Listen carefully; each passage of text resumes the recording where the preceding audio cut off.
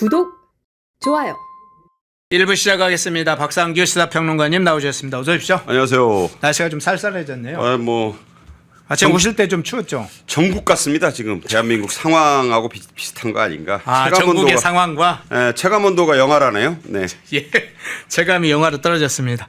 자, 첫 번째 주제는 장도혁 대표와 추경호 전 원내대표 문제를 한번 살펴보겠는데요. 자, 몇 장의 사진, 화제가 된 사진 한번 보겠습니다. 우리 가끔 사진의 정치학을 관점으로 이야기를 또 해주시고 그러기 때문에 자, 그 사진 보면서 이야기를 하겠습니다. 지금 장도혁 대표가 이쪽을 바라보고 있네요. 장도혁 대표 지난번 이 추경호 전 원내대표 23시간 조사를 받는데 밤샘 조사 받는 기간에 여러 차례 주변에 있는 의원들이 좀 들어가서 잠시라도 쉬시라고 하고 권유를 했는데도 아니 괜찮다 해서 밤새 저 자리를 지켰다고 하죠. 특검 사무실에서 저 장면이 그 사진 중에 하나가 돼서 화제가 됐는데 일단 어떤 차원에서 좀 해석을 하십니까? 저 사진은요 한참 지난 뒤에요. 네. 그러니까 제1야당의 대표가 밤새 진짜 철야로 네. 서울 고검 앞에 그 사무실 앞에서 정장 차림으로 밤새 기다렸다. 네. 어마어마한 얘기죠. 그러니까 추경호 전 원내대표가 특검의 조사를 밤샘 조사를 받는 동안 나도 그 지척에서 당신과 추 전 원내대표와 함께 그 고통을 나누겠다. 박준태 비서실장하고 둘이 비장하게 그 여러분 뭐 영화 그 은행나무 침대 황장군이 그 고드름처럼 앉아있던 거 기억나시죠? 예, 거의 그런 상황이다. 거기에 이제 저 내부는 아침에 밥 먹고 집에서 나와서 합류한 거예요. 그렇군요. 뭐 예. 그분들이 뭐라는 게 아니라 예. 장동혁 원내 대표의 그 박준태 비서실장과의 그 저 한 사람 건너서 그 두 사람이 밤을 새웠다는 거 아닙니까? 대단한 얘기죠. 23시간 조사라는 것은요. 그냥 일단 불법입니다. 동의가 있어도 밤샘 조사를 하면 안 돼요. 그렇죠. 심야 조사 한 달에도 어느 정도 한계가 있어야 돼요. 한 12시 정도는. 아니 명백하게 검찰 조사는 경찰 조사는 그게 있잖아요. 그러니까 저번에 양평 공무원 그 사망하셨을 때도 예. 동의를 받아도 밤 9시 이후 조사는 동의를 반드시 받아야 된다. 그렇죠. 그때도 구두 합의가 있었다고 말을 하는데 뭐 유야무야 됐어요. 네. 어떤 경우도 밤을 새우서는 본인이 동의를 해도 하면 안 돼요. 23시간? 이게 뭡니까? 그러니까 조리돌림을 하면서 한 사람을 놓고 계속 돌아가면서 들어왔다는 거잖아요. 지칠 때까지. 뭐 지치는 거는 추 전 원내대표가 안 지쳤다고 하니까 네네. 추 전 원내대표가 그 진술 조서 열람에만 10시간이 넘게 그 보통 얘기 아닙니다. 글자 한자 한자를 다 완벽하게 준비해서 항의했다고 하는데 저게 뭐겠어요? 추경호라는 자연인에 대한 조사가 아니에요. 예. 제1야당 국민의힘을 내란 정당으로 규정해서 정당 해산을 시키겠다는 그러한 특검의 의도와 맞물려 있는 겁니다. 그러니까 저게 만약에 이제 추 전 원내대표가 저런 조사를 받아들이고 받지. 예. 니네 뭐 원내대표고 뭐고 23시간 조사는 아무것도 아니야. 뭐 이렇게 한 뒤에 줄줄이 그 불러들이면서 저렇게 할 경우에 전 보통 문제가 아니다. 그래서 장동혁 대표와 비서실장이 양복을 입고 밤을 새워서 서울 고검 앞에서 똑같이 서 있었다. 저는 한 번도 기자생활 36년 넘게 하면서 60이 넘었지만 처음 들어본 얘기입니다. 네. 예. 그런 비장함이 있다. 이런 말씀을 드립니다. 예. 추경호 의원을 대상으로 해서 내란 특검이 이 조은석 특검팀이 23시간에 걸쳐 조사를 했다. 조사를 하는데 쟁점이 많았던 것인지 뭐 몇 시간 동안 지금 한 10시간까지 이야기를 하셨는데 사실은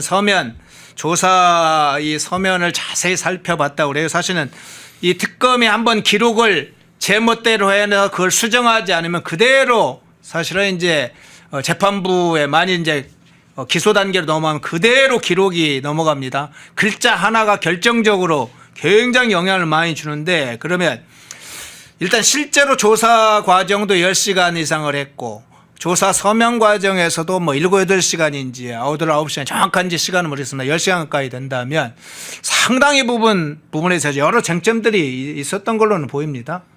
생각해 보세요. 23시간이면 예. 1시간 빼고 하루예요. 만 하루. 그러네요. 잠도 안 자고. 네. 뭐 식사는 시켰을 테니까 네. 뭐 그런 시간 빼고 잠깐 재웠다는 얘기도 없잖아요.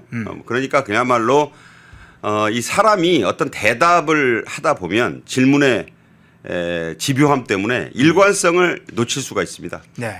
한 얘기를 계속 물어보는 거예요. 화장실 갔다 왔다고요, 그때. 또 좀 이따 또 물어봐요. 그때 화장실 갔어요? 대변 봤어요? 소변 봤어요? 사람이 나중에는 이 지치다 보면 대변인지 소변인지 제가 비유를 그렇게 드는 거예요. 예, 예를 들면 밥을 먹었는데 뭐 먹었어요? 누구랑 먹었어요? 언제는 혼자 아까 둘이 먹었다 그랬잖아. 거짓말이네. 이러면서 사람을 무너뜨리는 거예요. 이런 식의 조사를 했다는 것은 그것이 뭐 10시간을 조사하고 그래도 같은 질문을 한 100번 반복하면 그게 많은 쟁점을 다룬 게 아니고 당시 추경호 전 원내대표가 회의장을 여러 번 옮겨서 그 12.3 비상계엄 해제에 대한 국회의 표결을 방해했다는 의혹이 핵심이잖아요. 네. 근데 추경호 전 원내대표는 원내대표로 있을 때부터 이 부분에 대해서 숱하게 얘기를 했습니다. 예? 그리고 관련된 의원이 한둘이 아니에요. 50명이 넘어요. 그런데 왜 굳이 추 전 원내대표를 이렇게 하느냐. 일단 이 대들보를 흔들면 나머지는 무너지니까 나머지 의원들은 이제 추경호라는 사람을 원내대표를 저렇게 해서 집요하게 공격을 해놓으면 질리는 거예요. 야, 추경호 전 원내대표 같은 사람도 23시간을 조사를 했는데 나는 그거 견디겠나? 공포감을 심는 거예요. 옛날에 그 운동권 학생들 불러다 놓고 경찰들이 조사할 때 웃으시네. 그런 수법을 쓰잖아요. 네. 한 얘기 또 하고 또 한 네. 얘기 또 하고 밥 안 먹이고 잠 안 재우고 네. 잘 아실 거라고 봅니다. 예. 저는 맞아보기도 했어요. 그러니까 때린 것은 없어요. 왜냐하면 요즘은 때리진 않죠. 현역 의원을 때렸다가는 난리가 나니까. 예. 근데 말로 때리는 게요. 예. 이런 주먹질이나 예전에 그 정몽원 전 현대 극단적 선택하신 분 현대 회장 있었잖아요. 예. 그때 그 전화번호 둘둘 말아가지고 지나다니면서 머리를 툭툭 쳤다는 거 아니에요. 수사관이. 그 모멸감만으로도 사람을 무너뜨리는 것이다. 제가 그렇게 했다는 얘기는 아니에요. 네. 23시간의 조사는 21세기 자유민주주의 국가의 수사기관에서는 듣도 보도 못한 일이다. 저는 그런 말씀을 드립니다. 예. 그러면 지금 아까 대들보 이야기를 해주셨습니다. 추경호 전 원내대표가 가지는 당시에 이제 비상계엄 당시에 가지고 있는 무게나 그 전에 국민의힘에서 차지하고 있는 위치 여러 가지를 정치적으로 표현해 주신 것이라고 보는데 이 추경호 의원 이 전 원내대표의 지금 수사 문제 또는 이제 거취 문제가 향후에 미칠 파장 문제는 어디까지 봐야 됩니까? 지금 말씀드린 대로 네. 현역 의원이자 전 제1야당 원내대표에 대한 특검의 저런 집요한 수사는 일단 추경호 전 원내대표에 대해서 구속영장을 당연히 저는 청구하리라 봅니다. 그런데 요새 아시다시피 3대 특검의 영장 청구 발부율이 지극히 낮죠. 그렇죠. 5건 연속 기각. 해병대 특검 같은 경우에. 네네. 김건희 특검은 뭐 민중기 특검이란 사람이 개인 비리로 지금 공격을 받는 처지잖아요. 누가 누굴 보고 특검을 하나. 특검을 특검하라. 지금 그런 코너에 몰려 있는 것이고. 자, 조은석 내란 특검은 뭡니까? 아니 그 가장 뭐 해보겠다고 하던 외환 유치죄 나온 게 없잖아요. 한 달이 넘도록 외환 유치죄에 대해서 어떤 단서도 안 나오고 있다. 자, 김건희 특검도 주가 조작에 대한 핵심 혐의가 나와야 뭘 진전을 시킬 텐데 여기도 뭐가 안 나와요.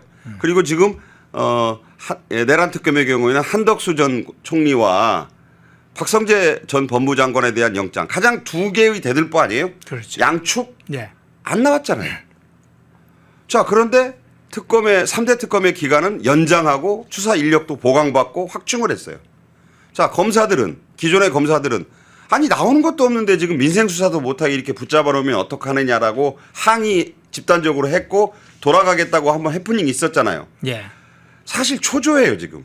자 내라 이 지금 최악의 F 학점을 그냥 꽝 받았더라고요. 오늘 기사를 보니까 네.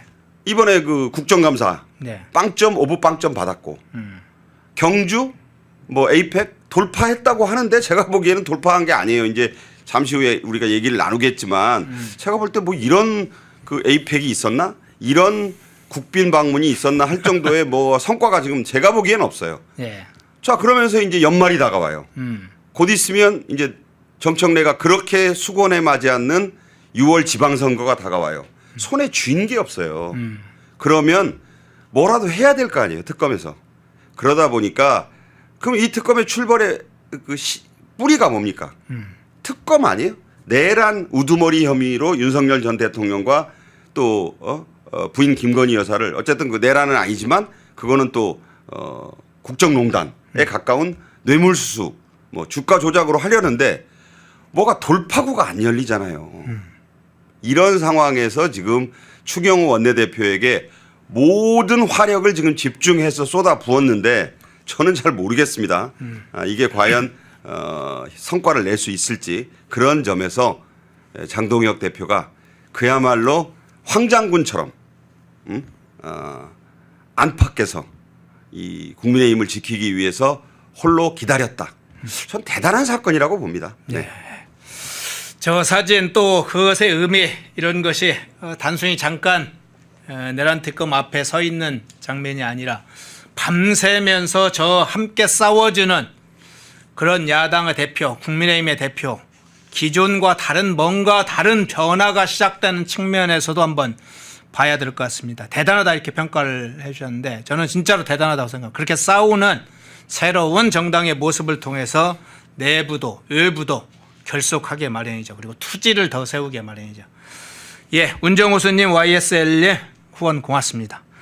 자, 지금 아까 이제 이야기를 하다가 정상회담 이야기를 잠깐 우리 박상규 평론가님께서 먼저 해주셨는데, 자, 그 문제도 한번 좀 얼마나 속빈 강정인지 조목조목 한번 살펴보겠는데요. 우선 한중 정상회담 문제 한번 살펴보겠습니다. 자, 미중 대립이 진행되고 있죠. 미국과 중국 간의 어떤 큰 대립이 요인이 진행되고 있습니다. 뭐 지정학적 갈등은 세계적 차원에서 진행되고 있는 상황이죠. 그런데 시진핑이 지금 11년 만에 어쨌든 국빈 방문 형식으로 왔습니다. 그런데 한국과 중국이 MOU를 체결했다는 소식은 들리는데 지금 그 사진이 나오네요. MOU를 체결한 하나의 장면인 것 같은데 몇 개의 MOU. 공동성명이나 공동선언은 없었어요? 어떤 측면에서 해석을 해야 됩니까? 그냥 뭐 말잔치였죠. 이른바 구라회담이다. 구라회담. 네. 뭐 김구라 씨가 유명하지만 네. 왜 구라회담이라고 하냐면 11년 전에 2014년에 박근혜 전 정부 때 생각해 보세요. 저는 생생하게 기억이 납니다. 공동 성명, 조인트 스테이트먼트가 나왔죠. 네. 공동 기자회견을 했어요. 한반도 비핵화에 대한 중국 측의 분명한 입장 표명이 있었습니다. 이것에 비하면 11년 뒤에 지금 말씀하신 대로 성과가 뭐냐. 공동 성명 없었고 공동 기자회견 없었고 자 있었던 그 시간을 어느 언론이 해놨어요. 트럼프와 207시간 같이 있었고 시진핑과 607시간 같이 있었다. 3배잖아요. 3배. 예. 그런데 공동 성명 공동 기자회견 하나 없고 자 MOU가 6개 계약서가 한 건이에요. 네. 내용을 쭉 보니까 자 이걸 굳이 이 대통령 이재명과 중국 주석 시진핑이 할 일인가? 이거 국장급이 해도 되겠더라고요. 무슨 감 등 양국의 생농산물에 대한 무슨 검역 MOU. 예. 아 이런 거 실장들 국장들이 하는 거 아니에요? 그렇죠. 무슨 뭐 캄보디아 보이스피싱 MOU. 이거 경찰청장이나 중국으로 말하면 거기 그 공안국장이 와서 하면 되는 거예요. 예. 이걸 왜 주석과 대통령이란 인물들이 해야 되느냐. 3박 4일간 만나서. 저는 도저히 이해가 안 되는 그런 내용이다. 그리고 지금 저 뒤에 백드롭도요. 저게 이제 언론이 지적하니까 저렇게 해놓은 건지는 모르는데 저렇게 원래 저렇게 안 돼 있었어요. 그냥 저 가운데 있는 한 중한 원수회담 저거 간체자 아닙니까? 네, 네. 저거하고 그 간체자로 되어 있는 경주 저거 사실 그 한자 옛날 한자 배우신 분들은 잘 읽지도 못해요. 저 밑에 있는 저 경주는 저거 경주라고 잘 읽는 분이 없어요. 네, 네. 저 간체자로 그것만 쓰여 있더라고. 한중 원수회담 이렇게 돼 있네요. 아 중한이에요. 그것도 아, 중한. 잘 보세요. 예. 한중이 아닙니다. 아, 예. 이게 원래는 저것만 있었는데 예. MOU 맺을 때 일부 또 지적을 했어요. 예. 아 여기가 무슨 베이징이냐, 항저우냐, 경주가 무슨 중국 지명에 저 주자 들어간 데가 많잖아요. 광주, 항주, 소주. 중국 회담 같다 저게. 그러네요. 아니 저게 원래 한중 정상회담이라는 한글 표현이 없던 백드롭이 있었다니까요. 그래 너무 창피하다 이런 지적이 나오니까 이제 서둘러서 바꿨는데 바꾸려면 원래 저건요 한중 정상회담 하고 한글로 왼쪽에 딱 쓰고 태극 옆에 칸 나누고 오른쪽에 한 이 중국 간체자가 나오는 거예요. 저거는 한중 정상회담이라는 한글만 하나 나오고 밑에는 중국말이 두 줄이잖아요. 아라비아 숫자는 중국말 아니래지만 경주 표기가 중국말이라고요. 중국 간체자다. 창피합니다. 그러면서 예. 그 6건의 MOU와 한 건의 계약서 내용을 제가 뜯어봤더니 예. 아 이걸 굳이 대통령하고 중국 주석이 그 서명하고 할 일이냐. 위성락 국가안보실장이 뭘 잔뜩 설명했는데 설명한 게 거의 없어요. 그리고 중국 관영 신화통신이 보도한 내용에 보면 불쾌함이 곳곳에 묻어나요. 네. 그 원자력 핵추진 잠수함에 대한 얘기, 핵심 이익을 침해하지 않았으면 좋겠다. 이런 식의 불편함이 묻어났고 그렇게 풀어달라고 그 이재명 정권이 원했던 한한령. 예. 뭐 박진영이 장관급이라고 시진핑한테 만찬 때 가가지고 좀 뭐 베이징에서 공연 한번 좀 하면 안 되겠습니까 했더니 그럼 그 자리에서 박진영 보고 시진핑이 야 택도 없어 그러겠어요? 그거 한번 저 왕이 불러가지고 아마 그거 한번 검토해봐 그랬던 모양이에요. 그걸 서울 성북구 갑에 그 더불어민주당 외통위 간사인 김영배란 사람이 아이고 뭐 박진영 그 장관급 위원장한테 시진핑이 한한령 해제를 암시했다? 하루 만에 박진영이 속해 있는 그 위원회가 아이고 아니다. 너무 오버하지 마라. 그렇게까지 성명을 냈잖아요. 주말에. 그랬죠. 저는 대단히 참 이렇게 이상한 정상회담은 처음 본다. 공동 성명이 안 나왔으면 장관급 MOU라도 좀 내용이 있어야 되는데 그런 게 전혀 없다. 참 이상합니다. 예. 좀 이따 얘기하겠지만 선물도요. 예. 격이 전혀 달라요. 그것도 한번 뒤에 가서 이야기를 네. 해보시죠.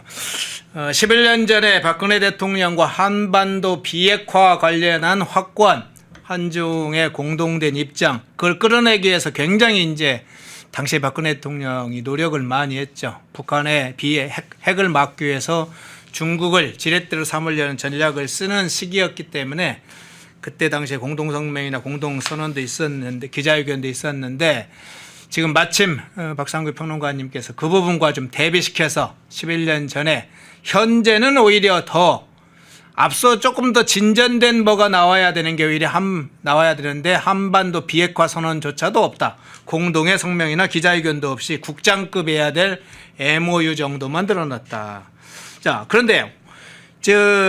사실은 한미 정상회담에 중에도 나온 이야기이긴 한데 이 원자력 잠수함 문제 있었잖아요. 네네. 예, 한중 정상회담 때도 이 문제가 좀 영향을 미쳤다는 얘기도 좀 있고 또 미국 측에서 트럼프 대통령이 귀국하자마자 그거 승인은 할 텐데 그건 필리조선에서 필라델피아에서 만들겠어 이렇게 하고 난 후에 이 한중 정상회담까지 그게 지금 영향을 미쳤거나 의제화됐어요. 그 상황 어떻게 보셨어요? 그러니까 이게 공동 그 성명도 없고 공동 기자회견도 없다니까 뭔 얘기가 나왔는지 알 길이 없어요. 지난번 한미 정상회담 때 설명을 정책실장 김용범이 했는데 또 하루도 안 돼 가지고 하워드 러트닉 미 상무장관이 다른 소리 하니까 네. 또 하루 만에 또 이제 김용범이 KBS 나가 가지고 내 말이 맞다. 저거 정치인이 자국 유권자들을 향해서 한 얘기니까 내 말을 믿어라 이랬거든요. 그런데 국민들은 헷갈려요. 그러면 그런 것을 불식시키기 위해서라도 양국이 합의한 공동성명을 내놓으면 될 거 아니에요. 예. 공동성명이 없다 보니까 이 잠수함 문제에 관해서도 논의는 있었다고 오늘 아침 조간신문까지 계속 얘기를 해요. 예. 논의가 있었다. 그런데 발표가 없으니까 해석들을 제각기 하는 겁니다. 그러니까 안보실장 위성락은 결국 그 기자들하고 만나서 이렇게 얘기했어요.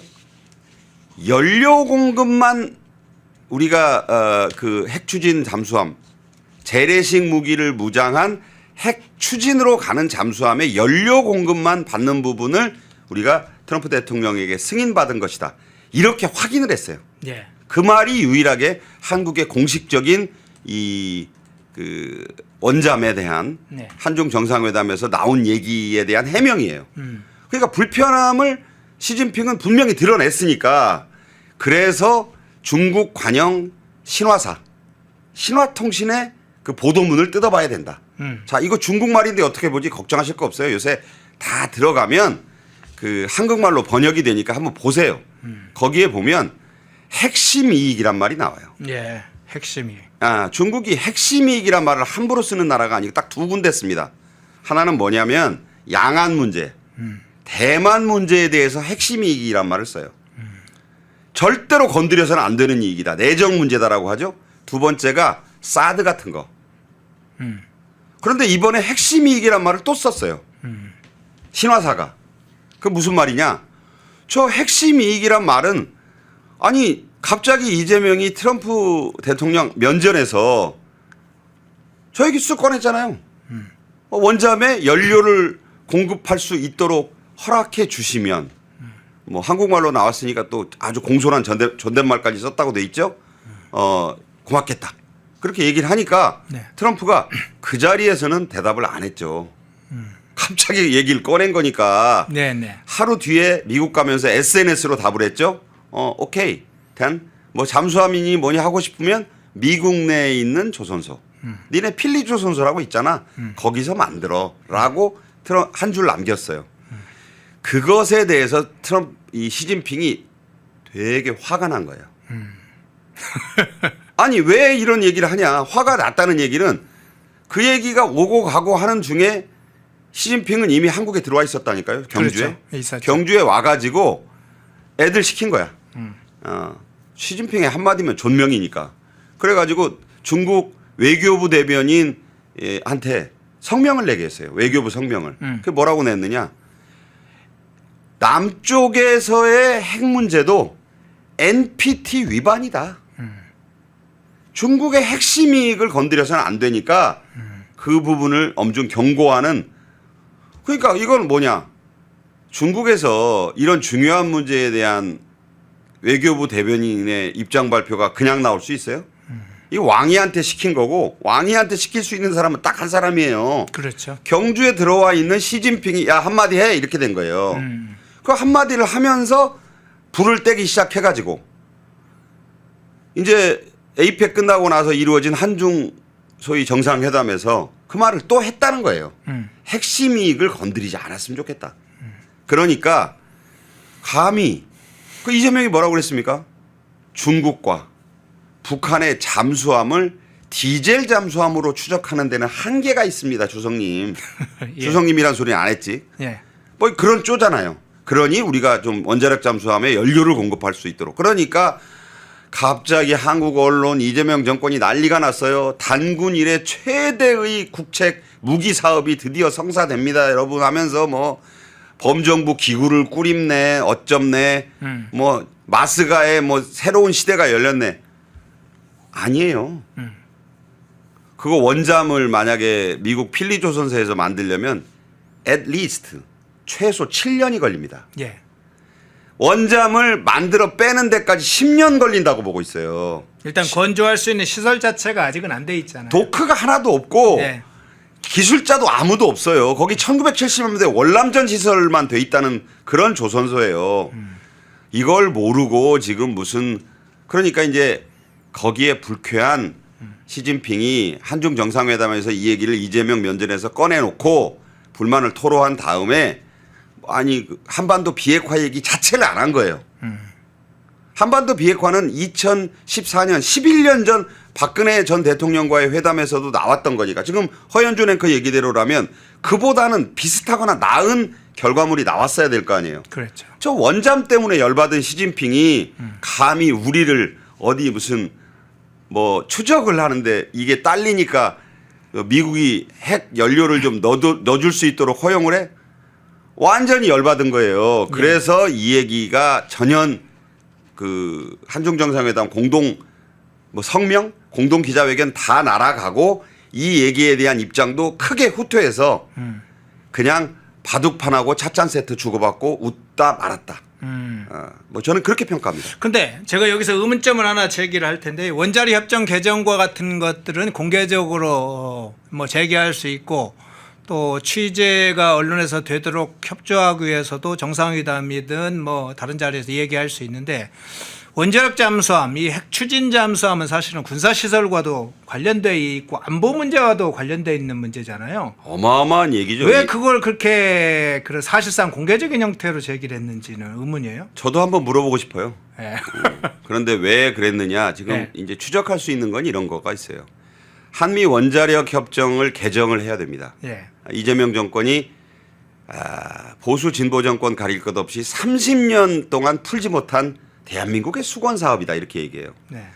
지금 우리나라에서 돌아가고 있는 상용 원자로에 들어가는 이 농축 우라늄이 3에서 5%짜리입니다. 예. 저농축 우라늄을 가지고 원전을 해요. 우리가 요새 많이 얘기 나오는 거 있죠. SMR. 이거 5에서 15%짜리예요. 예, 네. 핵폭탄을 만들 수 있는 우라늄은 저농축 우라늄인데 한 20% 돼야 돼요. 근데 미국이 이걸 안 풀어주고 있지 않습니까? 그렇죠. 원래는 90%짜리 고농축 우라늄을 재처리를 허용해 줘야 우리가 기술력이 그럼 있어요. 아주 좋죠. 그러면 예. 원잠을 우리가 그냥 만들어 가지고 한번 들어가면 6개월 동안 안 나오는 훌륭한 원잠을 우리가 만들어요. 근데 미국이 안 된다 그러잖아요. 그러니까 이 문제를 이재명 입장에서는 풀기는 풀어야 되겠는데 이걸 한 방에 풀 수 있는 무슨 묘책이 없을까라고 생각해서 원잠 얘기를 꺼낸 것 같아요.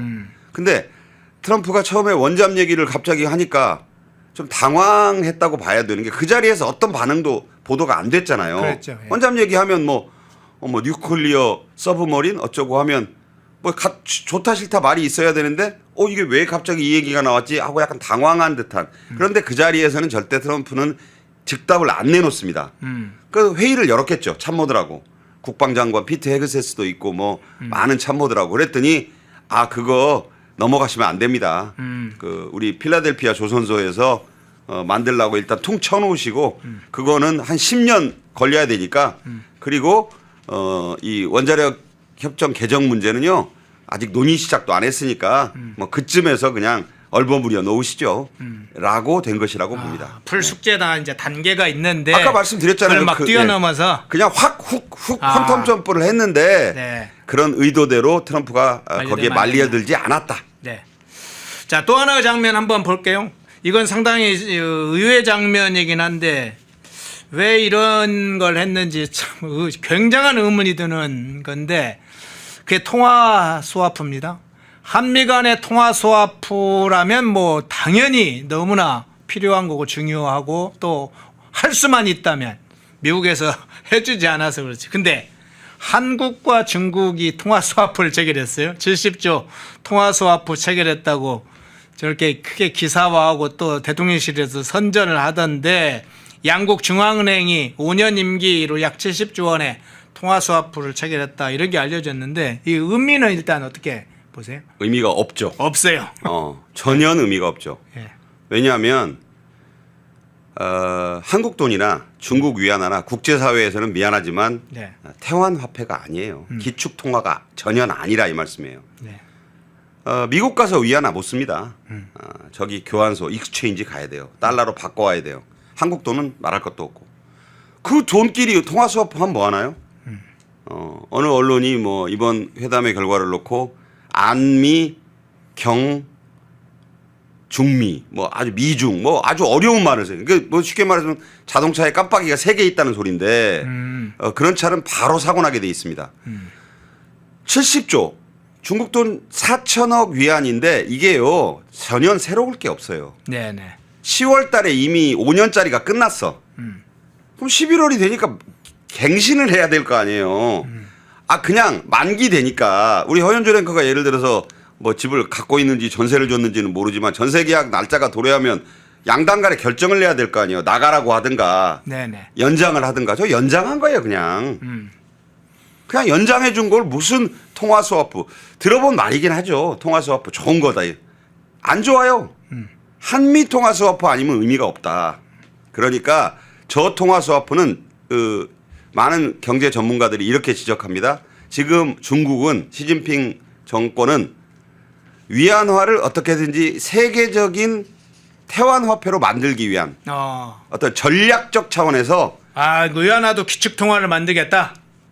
아니 G2잖아요. 지금 미국의 11년 전과 비교해 보면 네. 비교도 안 되던 중국의 GDP가 지금 3분의 2까지 따라왔어요. 미국에. 네.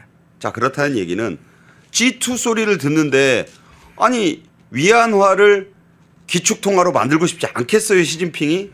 자기 죽기 전에 아니면 뭐 자기들 말대로 뭐 저기 천안문 막루 위에 올라가지고 뭐 요새 100살까지 산다고 했으니까 네. 그렇게 꼭 하고 싶을 거 아니에요. 네네. 그러려면 여러 나라와 통화 스와프 계약을 체결을 해야 돼요. 그런데 뭐 영양가 없는 아프리카 나라 이런 나라들을 백날 해봐야 소용없고 네네. 좀 굵직한 나라하고 통화 스와프를 해야 되는데 미국이나 일본이 해주지 않잖아요. 이거 해도 뭐 정말 영양가도 없고. 그런데 이재명 정권 보고 이거 하자 그러면 좋아하죠. 미국은 안 해주는데 오히려 중국이 제안했을 가능성은 어떻습니까? 이걸 이제 어쨌든 주요 결전 수단으로 쓰고 싶어하는 이제 중국 입장에서는 뭐 러시아는 누브랄 같은 걸로 지금 지난번 우크라이나 전쟁 이후에 계속 쓰고 싶어 했잖아요. 중국 측에서 이번 기회를 이용해서 우리가 어차피 달러는 안 됐으니까 위안화로 이렇게 통화 사업 해보자 살살 고졌을 가능성은 뭐 어떻게 그건 보세요? 얼마든지 이제 우리가 추정은 해볼 수 있는 것인데 네. 뭐 제가 그거 보지도 않았는데 얘기했다간 또 나 잡아갈 거 아니에요. 그래요? 나 그렇게는 얘기 못할 것 같고. 예. 그냥 서로 윈윈 했을 거예요. 뭐 왜냐하면 앞에 보면 MOU 6건에다가 무슨 감 MOU도 있다 그랬잖아요. 네네. 뭐 무슨 보이스피싱 MOU. 다들 아까 얘기했지만 경찰청장, 공안국장, 농수산부, 농축수산부, 국장급들이 와서 할 만한 MOU들이에요. 그런 것만 하자니까 좀 썰렁하잖아요. 아무리 이게 그랬는데 소위 3박 4일을 2박 3일 넘게 시진핑이 한국 경주에 머물렀는데 이런 거 정도로 하자니까 그러니까 남들 보기에도 한중 통화 스와프 정도 하면 좀 그럴싸해 보이지 않을까? 양측의 이해관계가 맞아떨어졌을 것이다. 또 보이스피싱 대응도요. 캄보디아에서 일어난 거잖아요. 예. 근데 사실 저게 정말 실효성 있는 보이스피싱 MOU가 되려면 우리나라 모든 드라마 모든 영화에 어디서 저거 보이스피싱 전화가 날아옵니까? 개그맨 이수지가 그걸로 떴잖아요. 네. 아바이. 중국 아니에요, 중국. 중국에 있는 세냥 등지에 있는 그 수많은 산채들. 예. 거기에 대한 무슨 보이스피싱 대응 공조를 한다면 우리 국민들도 좀 납득을 하겠죠. 할 수 있어요? 감히? 안 되니까 캄보디아 때린 거죠. 캄보디아도 주권국이에요. 근데 사실 누가 더 돈이 많이 들어와 있고 누구하고 가깝습니까? 거기 지금 실권자 훈 마그넷이 훈센 아들이 중국의 그 프린스 그룹하고 둘이 밀착돼 있는 관계고 뭐 대주주란 말도 있는데 저런 MOU 대응 공조한다 한들 뭐 그렇게 실효가 있겠습니까?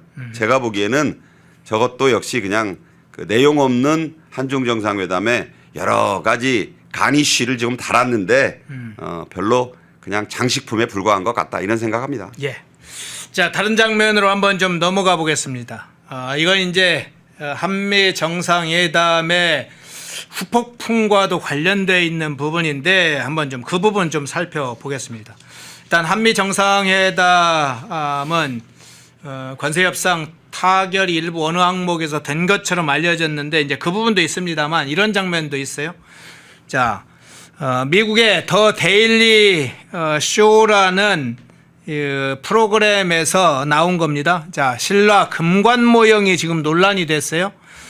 지난번에 지난주 방송을 할 때 우리 박상규 평론가님께서 이 트럼프 대통령에게 이재명이 선물한 이 금관 선물 저거 선물에 대해서 저거 부장품이다, 수장품이다. 중국말로는 수장품, 부장품. 죽은 사람들한테 그 매장할 때 쓰는 건데 그걸 주다니 이렇게 hir난하셨는데 실제로 미국 정치 코미디 쇼의 앵커가 이 문제에 대해서 좀 다른 각도이긴 하지만 각도가 다르긴 하지만 육두문자를 날리면서 상당히 불만을 표시했다고 해요. 미국 내 정치 상황을 고려하지 않은 선물이었다. 뭐 노킹 이런 이야기 관련된 부분이 나오는데 어떻게 평가를 하세요? 그러니까 트럼프 대통령이 이제 금관에다가 무궁화 대훈장 금값만 1억 원이 넘는다는 가격 비교를 해보면 저것도 장인 부자가 하루 10시간씩 20일을 꼬박 만들어서 쉴 새 없이 만들어서 저 납품했다고 하는 거니까 네. 너무 좋아했잖아요. 그러니까 킹이라고 생각하는 사람이 킹 대접을 해주니까 얼마나 좋았겠어요. 그러니까 이제 미국의 저 유명한 정치 풍자 방송입니다. 역사가요. 제가 보니까 30년쯤 된 방송이에요. 96년부터 시작했다고 하고 저거 다 AI 합성 사진인데 자 미국에서 극단적으로 계속 노킹 시위잖아요. 네. 킹은 없다 시위. 그러면 미국인들의 민심이 트럼프를 왕으로 본다는 거 아니에요. 자기가 킹이 아니라 그 시위대에다 오물을 뿌리는 사진도 나오고 뭐 합성 영상도 나왔는데 그럼 뭐합니까? 지금 미국에서는 킹은 없다 시위를 한다. 근데 본인은 킹으로 생각한다. 그러니까 왜 엿먹이려고 이런 선물을 했느냐라고 오히려 정치 풍자를 하잖아요. 네. 저는 참 부럽더라고. 미국에서는 저런 풍자 방송이 가능해요. 우리는 저랬다가는 아마 난리 날 겁니다. 아, 저런 게 진짜 민주주의 국가인 거예요. 집회, 시위, 표현의 자유가 미국 수정헌법 제1조라는 거 다시 한번 말씀을 드리면서 네. 그런 이제 그 풍자를 한 것이죠. 다만 트럼프는 이걸 백악관에 자기가 놔둘 자리까지 마련해뒀다. 이미 미국 간 지가 꽤 됐으니까 네네. 이미 저 그 왕관이 어딘가에 저는 놓여 있지 않을까. 굉장히 사람들에게 보여주기 좋은 자리에 있을 것 같아요. 그런 생각이 들어서 그 선물의 어떤 정치학이라는 게 있는데 저런 선물을 이제 트럼프에게 줬는데 트럼프가 갈 때 뭐 주고 갔어요? 배트 하나 줬죠. 트럼프가 야구 광입니다. 골프 광이기도 하지만 그러면 트럼프는 누구의 그 골수 팬이냐면 뉴욕 양키즈의 팬이에요. 그럼 뉴욕 양키즈의 홈런 타자 하면 뭐 에런 저지, 뭐 일본 오타니 쇼헤이가 있는데 이번에 월드 시리즈에서 아주 좀 후반에 아주 망했더라고요. 네. 그러니까 뭐 한국 대통령인데 뭐 일본 선수 배트 주기도 좀 그랬을 거 아니에요. 자기도 양심이 있지. 그러면 제대로 된 야구 배트를 주려면 제가 볼 때는 에런 저지가 사인한 정도의 홈런 배트를 주면 저는 인정을 하겠어요.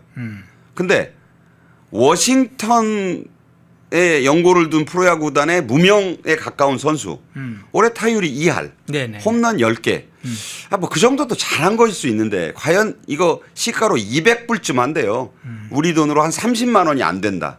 아니 1억이 넘는 세공 장식 그 무궁화 대훈장은 금값만 따질 게 아니잖아요. 미국 대통령 역대 누구에게도 준 적이 없는 현직 대통령에게 준 적이 없는 무궁화 대훈장 줬지.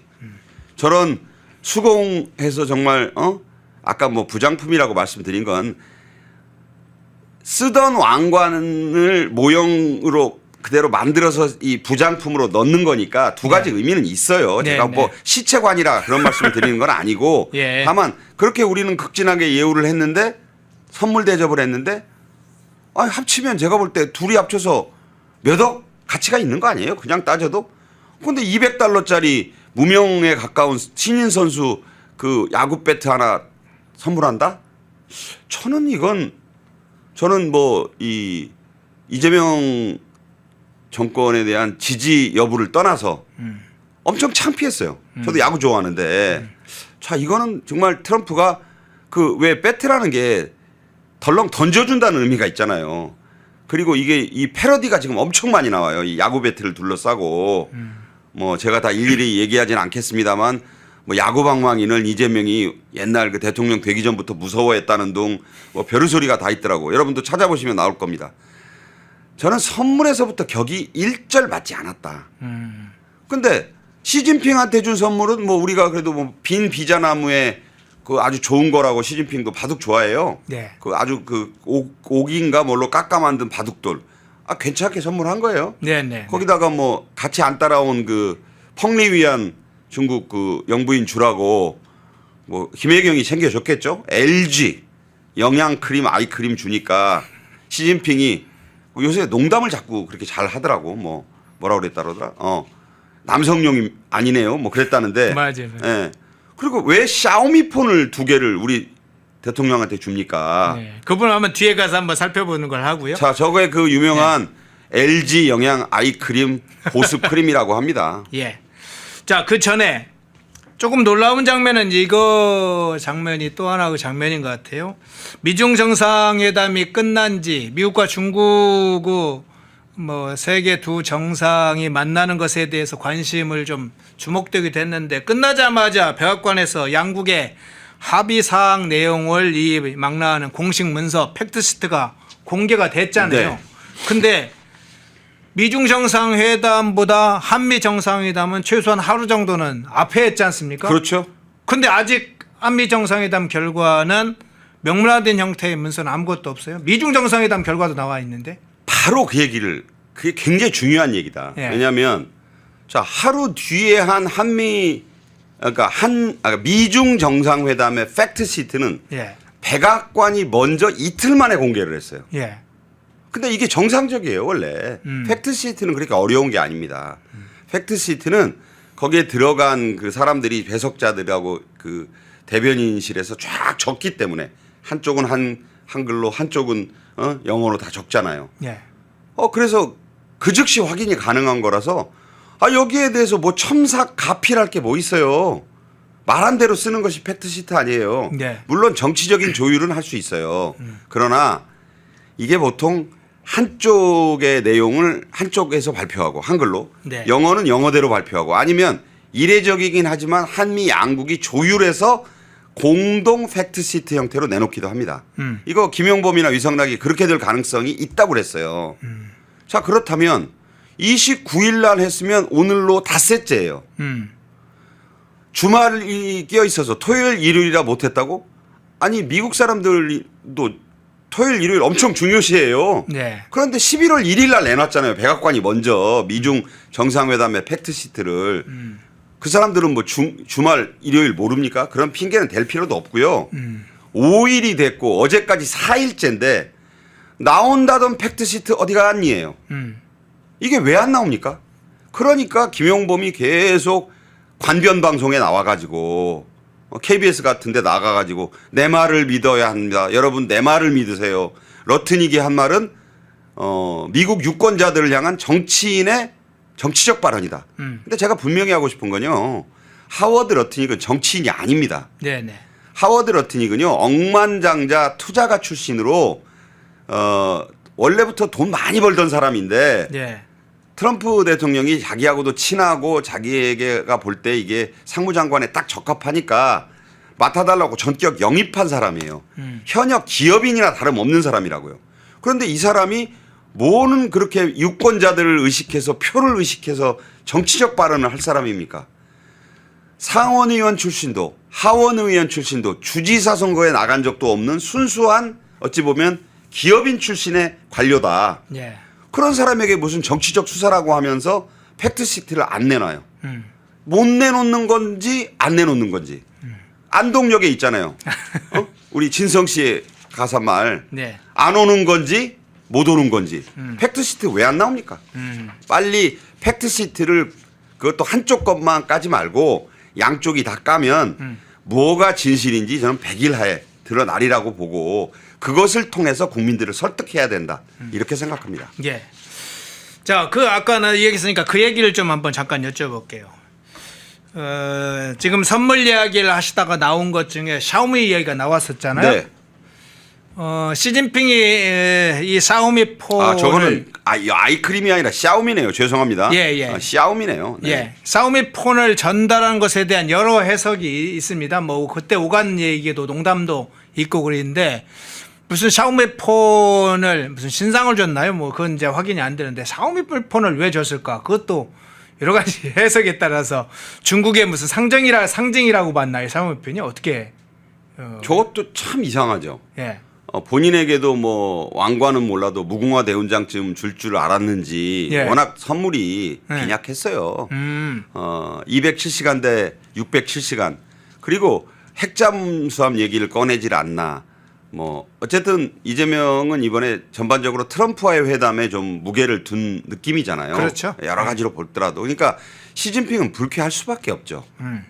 내가 2박 3일이나 머무르고 이렇게 하는데 또 트럼프는 중간에 가버렸고 자기는 개막식, 본회의, 폐막식까지 다 참석했는데 뭐 하나 나무 둥거리 하나 들고 오는 거 보니까 바둑판이라 그러고 바둑판은 중국이 원조입니다. 네. 좋은 거 거기 많아요. 네.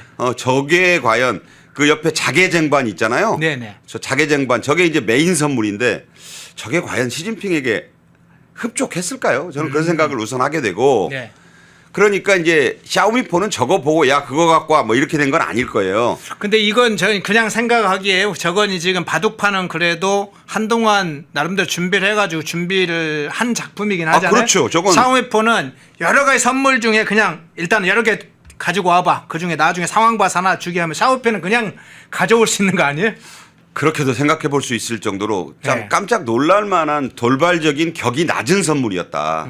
왜냐하면 샤오미폰 여러분 싸요 일단. 에이, 저거 쓰기는 하나요, 뭐 주도. 이재용 삼성전자 회장이 이번에 젠슨 왕이랑 치맥 파티 하러 가가지고 네. 그 사진 찍어준다 그럴 때 젊은이들이 또 아이폰 많이 쓰잖아요. 그렇죠. 아이폰 갖고 올 때마다 꼭 하는 말이 있습니다. 이거 갤럭시 폰 아니네.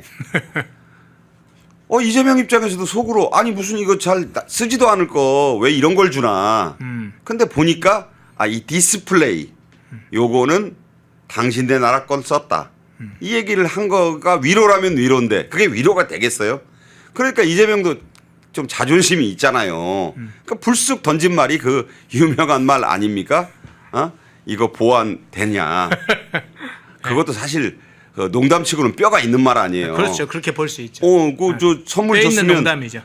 선물 줬으면 땡큐인데 야, 니네 무조건 뭐 이런 거 해킹의 세계 최고인데 이거 나한테 전화 줘놓고 도청하려는 거 아니야? 거의 이런 수준의 말로 약간 뼈 있게 언중유골의 농담을 던진 거 아닙니까? 네. 그러니까 시진핑이 바로 또 한 말 하잖아요. 뒷문 좀 봐라. 백도어. 그 중국말로 백도어가 뭐야? 저게 다 보안에 대한 서로의 은어 같은 말들이에요. 예. 이게 과연 회담 잘 마친 정상들 사이에서 할 얘기입니까 저게? 예. 그리고 또 이 보도가 안 됐지만 또 재미있는 얘기가 있어요. 시진핑이 그 찻잔을 김혜경 주라고 이제 뭐 줬다는 거 아닙니까? 닭이 세트, 네네. 찻잔 세트 주면서 거기다가 중국 우롱차 타먹는 게 좋겠다라고 했더니 그 답변이 또 걸작이었다고 그러죠. 보이차 타먹겠습니다 그랬대요. 그리고 우롱차나 보이차나 다 중국차 아닙니까? 네. 그러니까 저는 이 선물 외교라는 게요 대단히 중요한 겁니다. 선물이요 이 어떤 의미에서는 10마디의 말보다 훨씬 뼈 있는 한 방의 묵직한 메시지를 담고 있다고 봐요. 그러니까 트럼프의 야구 배트는 우리에 대한 모욕이고 시진핑의 샤오미폰도 우리를 깔보는 차원에서 나온 선물일 수밖에 없다. 저는 그렇게 봅니다. 예. 왜 샤오미폰을 여기서 줍니까? 샤오미폰에다가 뭘 깔았을지 알고 봐요. 그리고 나중에 만나면 물어볼 거예요. 내가 준 샤오미폰 쓰냐고. 2개 줬잖아요. 부부용이라고. 네. 부부 다 해킹하겠다는 겁니까?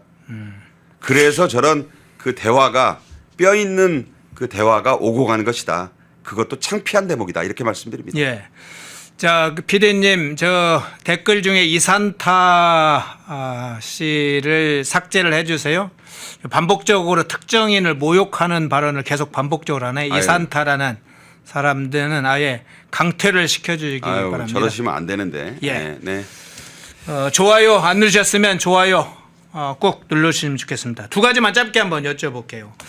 그 자동차 뭐 관세 문제는 이미 좀 나왔었는데 중대형 트럭과 관련해서 새로운 관세 부과 문제가 나왔네. 버스 관세 문제도 나오고 네네. 예, 미 행정부가 지금 관세를 새롭게 부과하겠다 이렇게 지금 알려지면서 파장 문제가 좀 걱정되는데 어떤 상황이고 어떻게 영향을 미치라 봅니까? 그러니까 이제 한미 관세 협상이 타결됐다는 게 과연 믿을 수 있는 말인가에 대한 의문이 대뜸 들어가는 거예요. 예.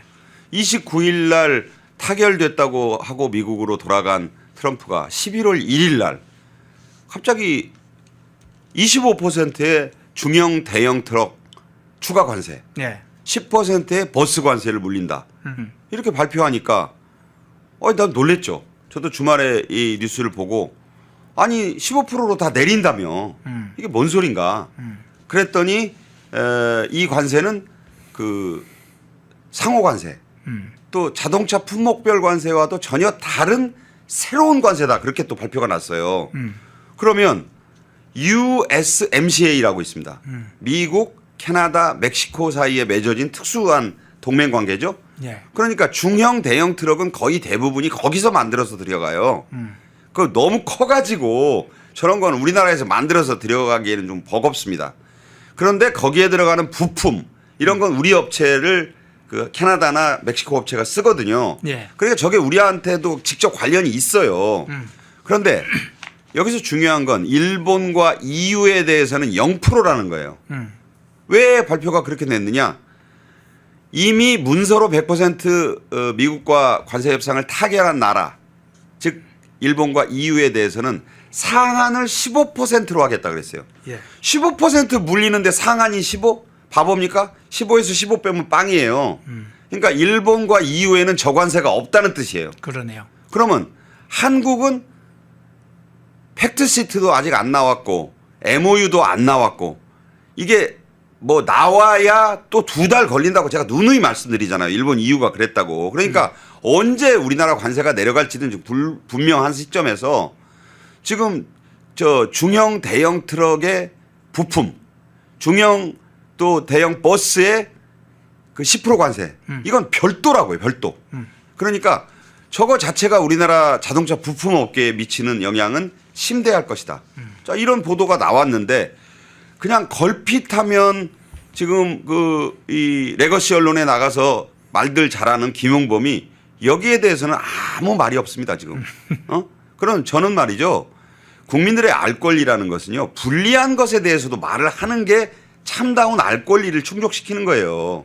왜 불리한 사항에 대해서는 입을 꾹 닫고 유리한 사항은 계속 거듭거듭 강조해서 말하면서 내 말만 믿어라고 하느냐. 아니 국민들이요.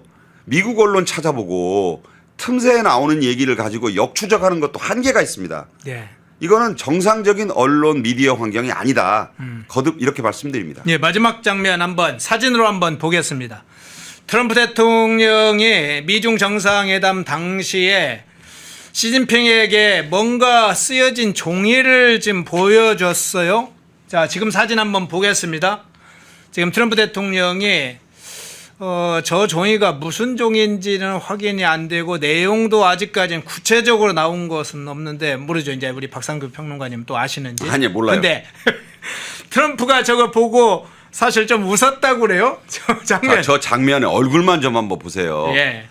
트럼프가 당신만 보세요 하고 폰을 열어서 보여주잖아요. 예.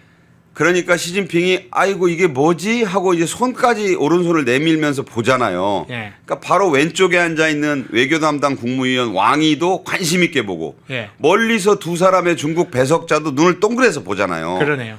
그 다음 장면이 빵 터졌다는 거예요. 예. 내용은 몰라요. 모르겠는데. 그런데 예. 이 사진이 43장의 이 백악관의 공개 사진들 가운데 이제 한 컷이에요. 이게 뭐냐? 자, 미중 관세 협상이 한국에서 열렸잖아요.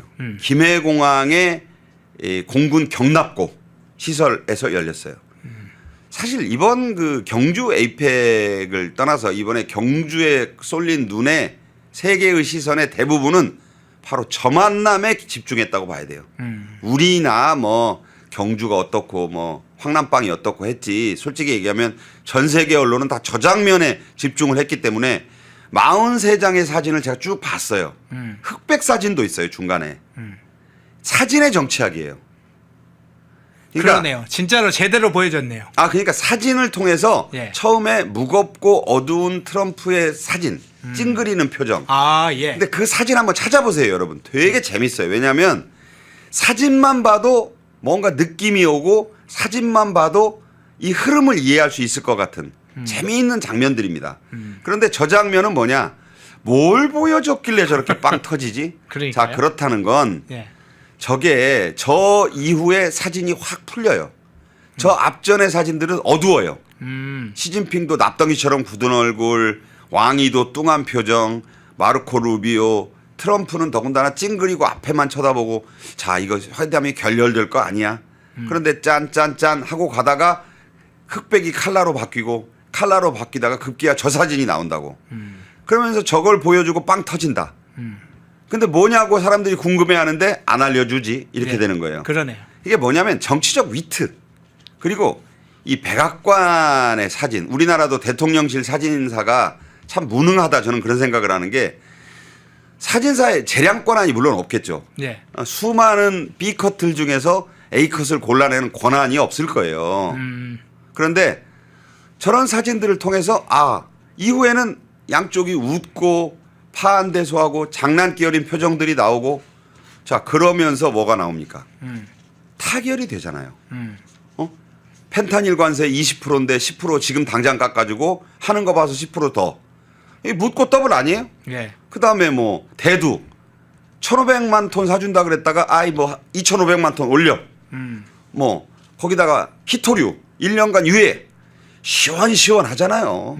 뭐 대국들이라서 그런가요? 제가 보기에는 이런 게 정상회담이고 이런 게 타결이고 이런 게 합의인 겁니다. 예. 그리고 내용에 숨길 게 없으니까 백악관이 먼저 이틀 만에 팩트시트를 공개했는데 중국이 아무런 반박을 안 하잖아요. 무슨 얘기예요? 그게 다 맞다. 그 뭐 중국말로 발표하고 할 거 없다. 니네가 해라. 우리도 영어 잘 이해한다. 합의가 됐으니까 그런 백악관이 작성한 팩트시트가 단 이틀 만에 나오는 겁니다. 그런데 합의문도 없이 잘된 회담이라는 석 달 전 회담이 넉 달 전 회담이 합의가 전혀 안 됐었고 김용범이 내 말만 믿으라고 하면서 얘기했다는 그 팩트시트는 닷새째가 되고 있는 오늘 오전까지도 오리무중이에요. 예. 언제 나온다는 겁니까? 이런 것을 두고 뭐 경주를 잘 통과했다. 이제 뭐 외교에서 가장 큰 관문을 돌파했다. 자 이런 평가를 내릴 수 있는 것인지 예. 저는 여기에 대해서 좀 언론들도 좀 제대로 평가할 건 평가하고 비판할 건 비판해야지. 무조건 잘했다고만 하는 것 그것은 언론의 태도가 아니다. 언론의 짠맛을 잃으면 소금이 아니다. 이미 소금이기를 포기한 겁니까? 그렇게 말씀드립니다. 예. 박근우 님이 사진 궁금하네 이렇게 써주셨네요. 두 분의 댓글이 재밌네요. 윤희 님이 진평아 웃어라 이렇게 사진을 썼다고도 하고 미라클 님이 힛도류 확보했지롱 뭐 이렇게 재밌게 이틀을 또 이틀 섞인 좀 댓글을 달아주셨네요. 고맙습니다. 재밌게 또 웃음도 주시고 그런 댓글 감사드립니다. 예, 1부 박상규 시사평론가님 모시고 장동혁 대표의 모습부터 한미 정상회담, 미중 정상회담 곳곳에 숨어 있었던 이야기 끄집어내서 세상에 한번 펼쳐봤습니다. 박상규 시사평론가님이었습니다. 고맙습니다. 감사합니다. 구독, 좋아요. 예, 1부 바로 시작하겠습니다. 박상규 시사평론가님 나오셨습니다. 어서 오십시오. 안녕하세요. 예. 네.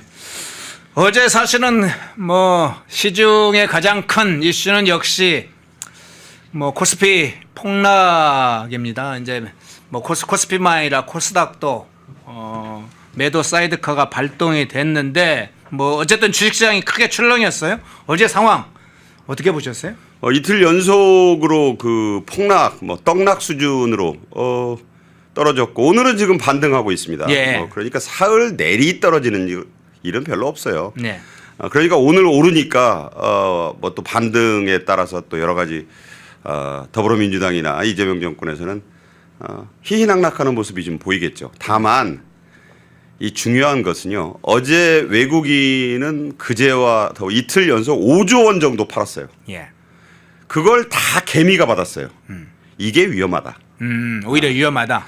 아니 5조 원어치를 개미가 샀다? 이게 별로 건강한 주식시장이 아니다. 개미가 어떻게 5조를 사겠어요. 지금 무슨 얘기냐. 그냥 이 이재명 정권을 뭐라고 부르느냐. 주가지수 정권이라고 불러요. 지금 주가지수와 정권의 대통령의 지지율을 연계시키잖아요. 예. 그렇게 스스로 지금 자초를 한 거예요. 저는 어제 깜짝 놀란 것 중에 하나가 그 집권 여당의 수석 대변인이라는 박수현이 네. 요새 뭐 충남지사 나가려고 물망에 올라서 그런지 몰라도 엄청 발언이 좀 세졌어요. 좀 평소에는 좀 온화한 편이었는데 아주 뭐 정청래 박수현 콤비라고 할 만큼 말이 좀 셉니다. 예. 근데 어제 이 붕괴에 대한 국어사전적 정의를 바꿨어요. 예. 어제 그러니까 3,860대까지 무너져가지고 다들 언론이 뭐라 그랬습니까? 코스피 4,000. 이재명 정권이 3대 치적으로 내세우는 P4,000이 무너졌잖아요. 예. 그 무너진 것을 무너졌다고 했는데 그걸 왜 그렇게 쓰느냐. 숨고르기라고 바꿔라. 이게 말이 됩니까? 예. 아니 숨고르기냐 이게 또 붕괴냐 이건 투자자들이 결정하는 거예요. 예. 그걸 왜 여당의 수석 대변인이 이래라 저래라 하는 것이냐. 저는 홍길동전의 한 대목이 떠오릅니다. 왜 아버지를 아버지라 부르지 못하고 형을 형이라 부르지 못하는가. 뭐 한국 사람이면 다 아는 얘기 아니에요. 이 개그의 소재로도 많이 쓰입니다. 아니 붕괴된 것을 붕괴됐다고 했는데 그걸 그렇게 부르지 마라. 예. 정치 사전에 나오는 얘기입니까? 왜 국어 사전의 정의를 바꾸는 거예요. 그러니까 그만큼 이재명 정권이 더불어민주당이 모든 걸 이 주식시장 코스피 코스닥 지수에 지금 얽어매놓은 상태다. 그럼 올라가면 좋은데 떨어지면 같이 갈 건가요? 예. 이런 부분이 대단히 우려스럽다. 그래서 이틀간의 폭락 물론 주식시장은 오르는 게 좋습니다. 예. 아니 뭐 한국 사람으로서 주식시장이 망하는 걸 누가 바라겠어요. 뭐 보수는 주식시장이 망하길 바란다. 이런 그릇된 생각을 하면 안 됩니다. 그러나 펀더멘틀과 주가가 연동이 되면서 차분하게 가더라도 가야지. 4천이 되고 5천이 되면 이재명 정권의 덕분이고 이게 뭐 떨어지면 뭐 반대입니까? 오늘 어느 좌파 그 패널이 뭐 종편에 나와서 아침에 그런 얘기를 하는 걸 들었는데 아니 왜 그렇게 일희일비하느냐. 예. 왜 올라갈 때는 그 국민의힘이나 이 보수 진영에서 암만 않고 있다가 떨어지니까 난리냐. 아니 그거 자유예요. 왜 그걸 또 문제를 삼는 것이냐. 이게 이 주식과 증권 이 지수 이거를 정치화 시킨 것은 이재명 정권입니다. 더불어민주당이다. 네. 그러니까 오늘 오르니까 이제 뭐 봐라 오늘은 오르지 않느냐. 그게 아니고 아까 말씀드린 대로 대단히 수급이 지금 불안정하다. 주식이 지금 어제 미국 주식이 또 올랐잖아요. 네네. 이틀 떨어지면 하루 올라야죠. 예. 그러니까 우리가 들여다봐야 될 것은 지금 근데 왜 이렇게 개미들이 5조 원어치를 샀다는 건 저는 대단히 이례적인 일로 봅니다. 예. 그런 것들을 좀 자세히 보고 얘기하자. 그리고 제가 두 가지 나눠서 한번 네. 여쭤볼게요. 우선 이제 외국인의 매도 부분하고 이 정부의 어쨌든 정책 담당자 또는 이재명 자신부터 시작해서 이재명 정권이 지금 주가 부양과 관련된 문제를 어떻게 처리하고 있는지 그 두 가지를 나눠서 한번 살펴보고 싶은데 우선 이제 사실은 외국인 매도가 연 이틀에 걸쳐서 약 5조 원을 순매도하면서 지수를 끌어내렸다 이제 이렇게 이야기를 해 주셨는데 그러면서 어제 이제 3,800대까지 내려갔다가 지금 다시 턱걸이는 했어요. 이제 사이드카 발동하고 어쩌고 하면서 4,400에 턱걸이했죠. 예. 그런데 이 외국인들의 이 패닉셀 이 부분을 어떻게 봐야 됩니까? 패닉셀은 아니고 예. 이게 패닉이라는 건 공포 속에서 막 아무 생각 없이 집어던지는 걸 말하는 건데 예. 그것은 아니고 예. 차익 실현을 한 거예요. 차익 실현이라고 봐야 된다. 그렇지. 그러니까 많이 올랐잖아요. 네. 뭐 이재명 정권 들어서 가지고 그냥 뭐 집 사지 말고 주식 사라. 이거잖아요. 네. 머니 무브. 돈을 왜 집에다 갖다 넣냐. 전부 주식에 넣어라. 이찬진도 부동산으로 엄청난 돈 벌고 나서 문제되니까 한 2억 남겨가지고 뭐 그 사람의 재산에 비하면 세 발의 피입니다만 이거를 그 ETF 주식연계증권 그 이재명이 넣은 거기다 넣고 대통령님 저 잘했죠 그랬잖아요. 예. 그런 식으로 하라는 거예요. 그랬는데 막상 지금 이렇게 되고 보면 아니 외국인들은 그 전에 샀어요. 아니 보세요. 30% 40% 남겼으면 팔아야 정상이잖아. 그게 팔았어요. 그리고 또 달러가 요새 불안하잖아요. 원달러 환율이 어제 1444원인가? 49.4로 끝났어요. 그러니까 1,450원 딱 그 앞에서. 1449.10인데 10이네요. 저거 이제 마지막이 그렇고 저 오늘 또 어떻게 될지 몰라요. 네, 지금 네, 네. 1,500원 선까지 열고 봐야 된다는 지금 원달러 환율에 대한 얘기들이 지금 나오고 있습니다. 네, 네. 지금 200억 달러 갚는 문제가 아주 심각해져 가지고 지금 뭐 좀 이따 얘기하겠습니다만 국민의힘 송원석 원내대표가 국감 자료 한국은행 자료를 들이대면서 아니 김용범이 얘기했던 150억 달러 문제 없다고 했던 그 외화 자산 운용 수익 한국은행 자료 받아보니까 실제로 쓸 수 있는 돈이 65억 달러뿐이 없던데 150억 달러 이거 무슨 수로 마련할 거냐 이 문제 제기를 했거든요. 네네. 그러면서 지금 환율이 저렇게 올라갔는데 환율이 올라가면 외국인은 주식을 또 한국 주식을 또 내다 팔아야 됩니다. 이른바 환차익이 발생하잖아요. 네. 그러면 아니 당연히 내가 외국인이라도 팔겠어요. 그러니까 앞으로도 이 주식시장은 개미들이 혼자 사가지고 될 수가 없다. 물론 이재명 정권이 이 사라고 하는 기금, 연금 이 기관들이 좀 사주긴 할 거예요. 그러나 외국인의 포지션이 이 특히 미국의 이 투자자들이 아니 지금 환율이 저렇게 높아가지고 이익이 발생하면 매도 포지션이 맞아요. 그냥 예. 앉아서도 돈이 들어오니까. 그래서 이 주식시장은 파동을 일으키겠지만 환율이 아주 불안하다 지금.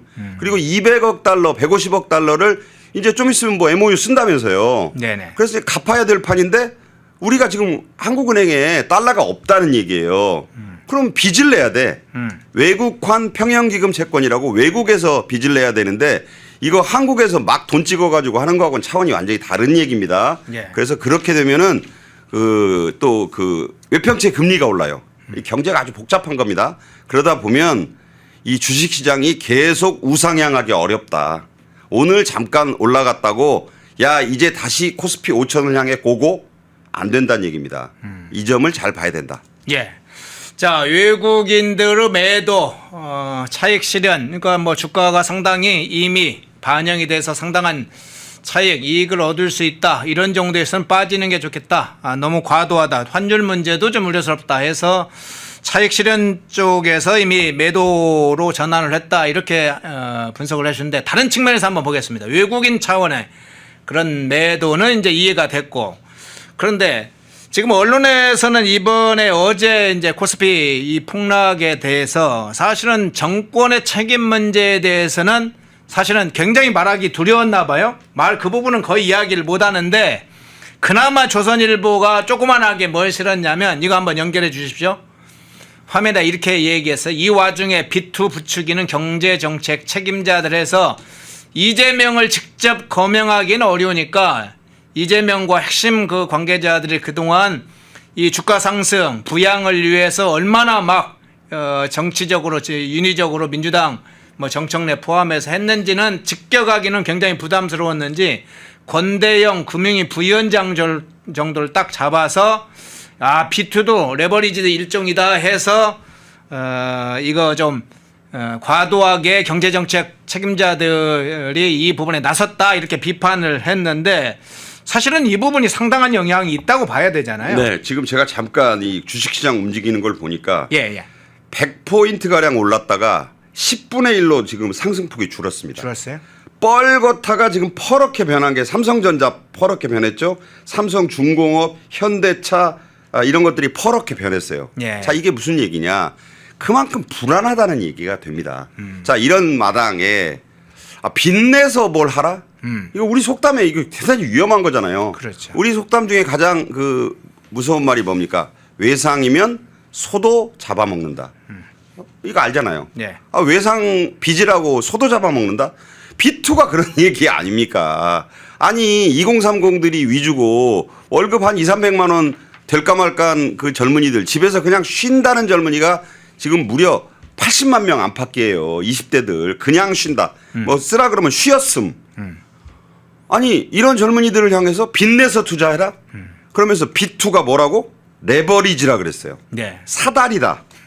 아니 이거는 금융위 부위원장이 말할 수 있는 내용이 아니죠. 이거 일반 민간 투자자의 전문가 분석가들은 이런 얘기를 해도 아니 금융위원회 부위원장씩이나 되는 사람이 B2도 일종의 레버리지다. 저는 저런 말 처음 들어와요. 이건 뭐야? 대놓고 국가기관에 책임 있는 그 사람이 빚내서 투자해도 된다. 레버리지다. 저는 이런 것은 대단히 이 책임지지 못할 말을 하고 있는 것이다. 이걸 비판하니까 왜 그런 얘기를 비판하냐고 또 지금 난리예요.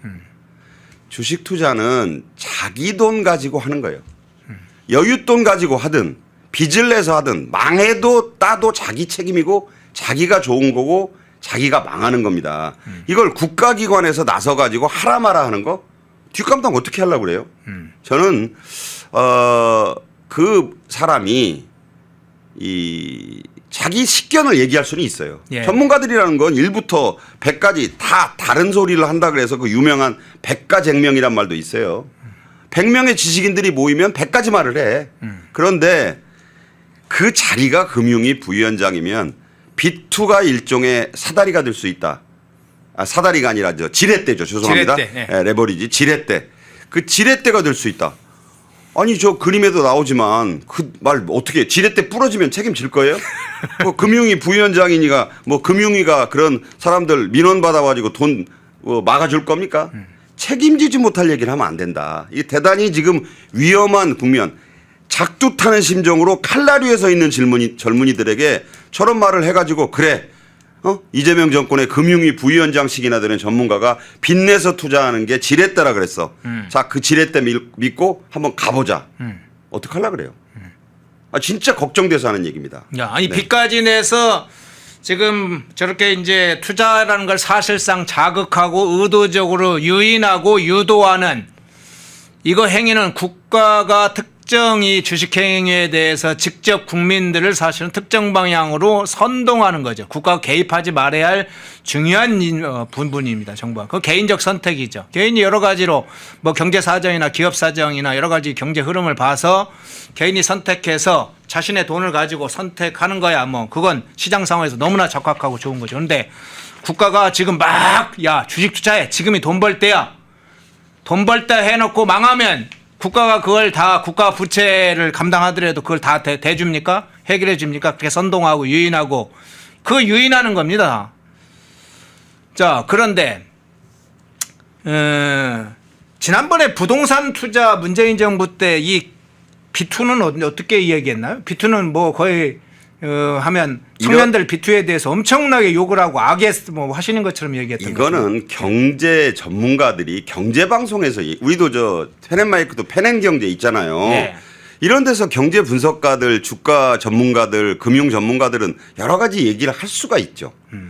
이게 그러니까 개그 콘서트 나오는 사람이 갑자기 이 말을 정색을 하고 어디 정규뉴스에서 얘기하면 안 되는 경우가 있잖아요. 네. 그러니까 이게 개그라는 뜻이 아니라 다 얘기를 할 장소와 때가 있다. 상황이 있다는 거예요.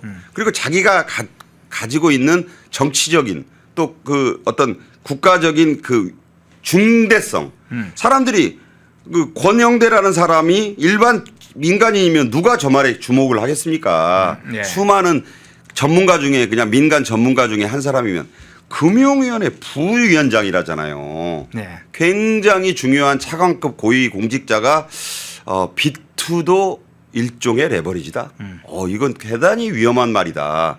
그 말만 믿고 오늘 지금 100포인트에 들어갔다가 지금 낙폭이 지금 상승폭이 확 줄었는데 그것만으로도 지금 여기저기서 아침부터 한숨이 지금 나오고 있지 않을까. 물론 끝까지 가봐야 되겠습니다만 그래서 주가지수와 정권의 지지율, 대통령의 지지율 이걸 연계시키는 것은 대단히 무리한 거다. 삼국지에 연환계라는 게 나와요. 배와 배를 조조가 다 묶어가지고 진군하다. 물론 속임수에 당한 거지만 제갈량의 화공에 모두 무너지잖아요.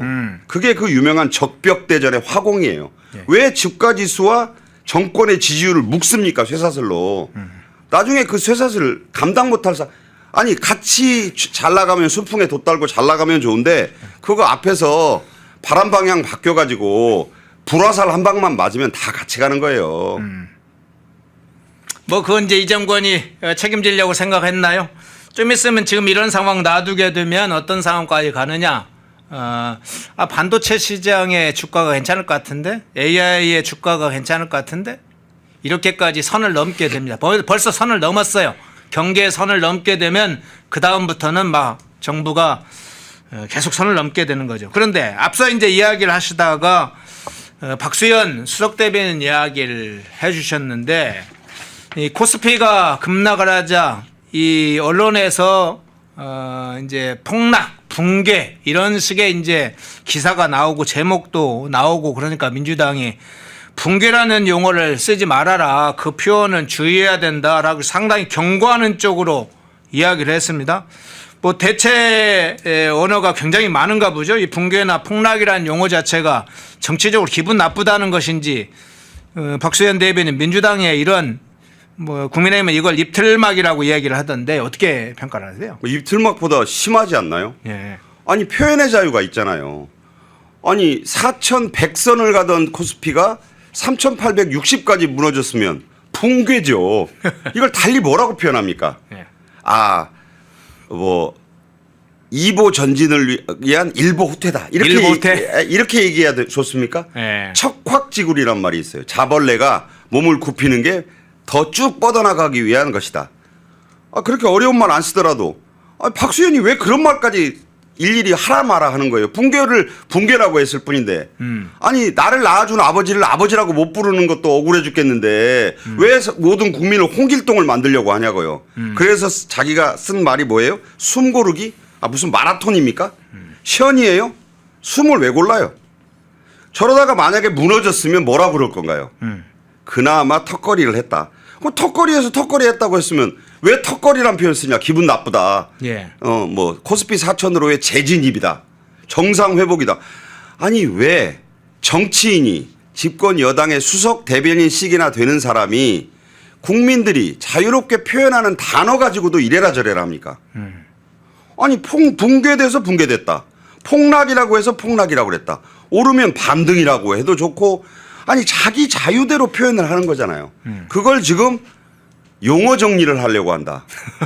국어사전 쓰지 말고 박수현표 정치어 사전, 이재명 정권의 주식 용어 사전을 들여다보라는 건가요? 그러면 이재명식 정치 용어 사전, 주식 용어 사전을 재정리해서 하나 발간하든가.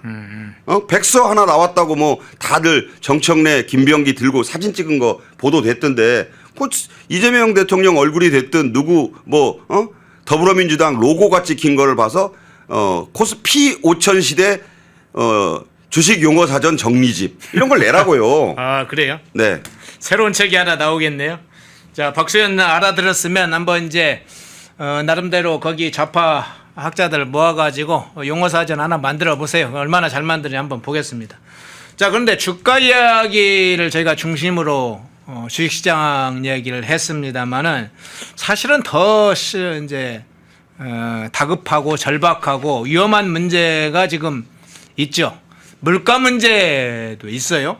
월세 문제도 있습니다. 한번 그거 물가 한번 그 표 보여주시겠어요? 소비자 물가 지수가 지난번에 전년 대비해서 약 2.4% 급상승했다. 뭐 이런 이제 결과가 나오기도 했죠. 월세도 지금 굉장히 급등하고 있다고 합니다. 이제 부동산 11호 627 뭐 11호 부동산 대책 이후에 월세가가 급등을 하고 있어요. 300만 원, 400만 원짜리 월세들이 막 굉장히 많이 등장하고 있어요. 그런데 이제 이 문제도 좀 한번 짚어주시면서 앞서 이제 환율 문제는 이건 국가 전체적으로 굉장히 심각한 문제인데 이게 환율이 어디까지 갈지 모르겠어요. 굉장히 위험한 지경이 지금 넘나들고 있습니다. 자, 이제 먼저 물가 얘기 그래프를 띄워놨으니까 저걸 가지고 어제도 잠깐 나왔지만 네. 지금 자장면을 뭐 짜장면이라고 해도 돼요. 뭐 요즘 하도 자장면 해서 무슨 이게 세게 발음 안 하면 잡아가는 사회가 됐는지 모릅니다만 네. 서울 시내에서 10,000원짜리 한 장 안 들고는 일반 짜장면을 못 먹습니다. 간짜장을 제가 좋아하는데 이거 한 12,000~13,000원 줘야 돼요. 아니 언제 이렇게 됐어요? 10,000원짜리 한 장 들고 가면 떡라면에다가 편의점에서 뭐 이렇게 저렇게 해서 금방 부스러져요. 네. 돈 10,000원짜리 가치가 없어요. 지금 이 보면 자 소비자 물가가 2.4% 올랐는데 농축수산물이 3.1%, 축산물 쇠고기, 소고기, 돼지고기 얘기 아니에요. 삼겹살 그렇겠지. 5.3%, 수산물 서민은 지금 생선 한 마리 못 구워 먹게 생겼다고요. 5.9, 가공식품 뭐예요? 젊은이들 많이 먹는 밀키트도 있고 뭐 있을 거 아닙니까? 저 이제 2차적으로 가공한 것들, 네. 햄, 치즈, 뭐 유류품, 자 석유류, 기름 넣고 다녀야 될 거 아니에요. 4.8, 외식 3.0인데 저건 좀 실제보다 더 좀 낮게 나온 것이 아닌가 의심스러울 정도로 월급은 안 오르는데 저렇게 올랐어요. 예. 자 이거 어떻게 살란 얘기예요? 저기에 지금 빠져 있습니다. 월세 아까 얘기했잖아요. 네. 지금 월세가 너무 올라가지고 지금 아파트 월세가 너무 오르니까 지금 연립으로 내려가고 연립 월세가 너무 올라가면 어디로 가야 돼요? 반지하로 가야 되고 거기도 버틸 수 없으면 이제 수도권 전철 타고 나가야 될 판이에요. 지금 나가고 있다. 밖에서 나가고 있다.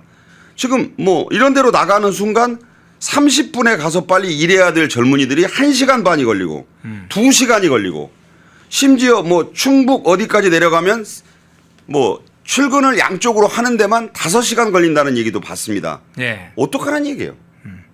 저런 걸 잡아야지.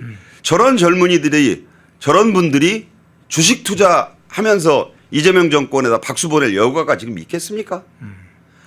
왜 들여다보고 만지고 이 보살펴야 할 민생 경제는 내팽개치고 팽개쳤다는 말을 하면 또 난리 칠 테니까 저런 것들을 빨리 어떻게 손질을 해야지. 왜 지금 이렇게 주가에만 모든 걸 올인하려 드느냐. 그리고 환율 얘기 다시 한번 드리면 이 구조상 안 오를 수가 없다고 그래요. 예. 아까 얘기한 환차손이 지금 우리는 발생하고 그 달러 환율이 지금 1,500원. 아까 어디까지 올라가냐 그러셨는데 이미 여러 증권사 연구기관에서는요 1,600선 돌파까지 내다봐야 된다. 이게 어떤 상황이 오면 그러느냐. 네, 네. 저거잖아요. 미국에 돈을 줘야 된다 이제. MOU 뭐 체결한다면서요 이제. 예, 거의 다 됐다. 대미 투자 얘기하시는 거죠? 저 200억 달러. 네. 200억 달러 어마어마한 돈이에요. 연간. 네. 한 달에 얼마씩 해야 됩니까? 이거 12개로 쪼개면. 대략 뭐 한 30조 정도 가까이 되겠죠. 네. 30조를 우리 돈으로 주면 어떻게 돈 찍어서라도 근데 원화 안 받아요 미국이. 네. 다 달러로 만들어서 받아야 돼요. 근데 우리 지금 그런 돈이 빠져나가면 원달러 환율 당연히 올라갈 거 아니에요. 이걸 내다보고 지금 빚을 갚아야 되는데 그럴 돈이 없으니 당연히 환율은 계속 오를 거 아닙니까?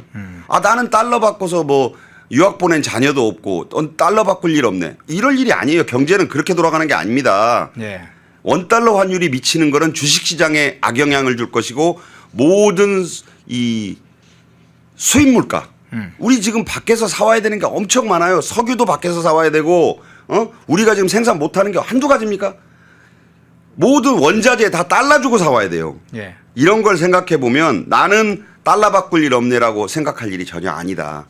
주식도 그렇고 모든 게 먹고 마시고 쓰고 입고 자고 다 달러 환율하고도 연관이 돼 있는 것이다. 예. 우리는 철저한 대외 의존형 경제 구조에서 살고 있는 것이다. 이걸 좀 우리가 갈라파고스 사는 거 아닙니다. 예.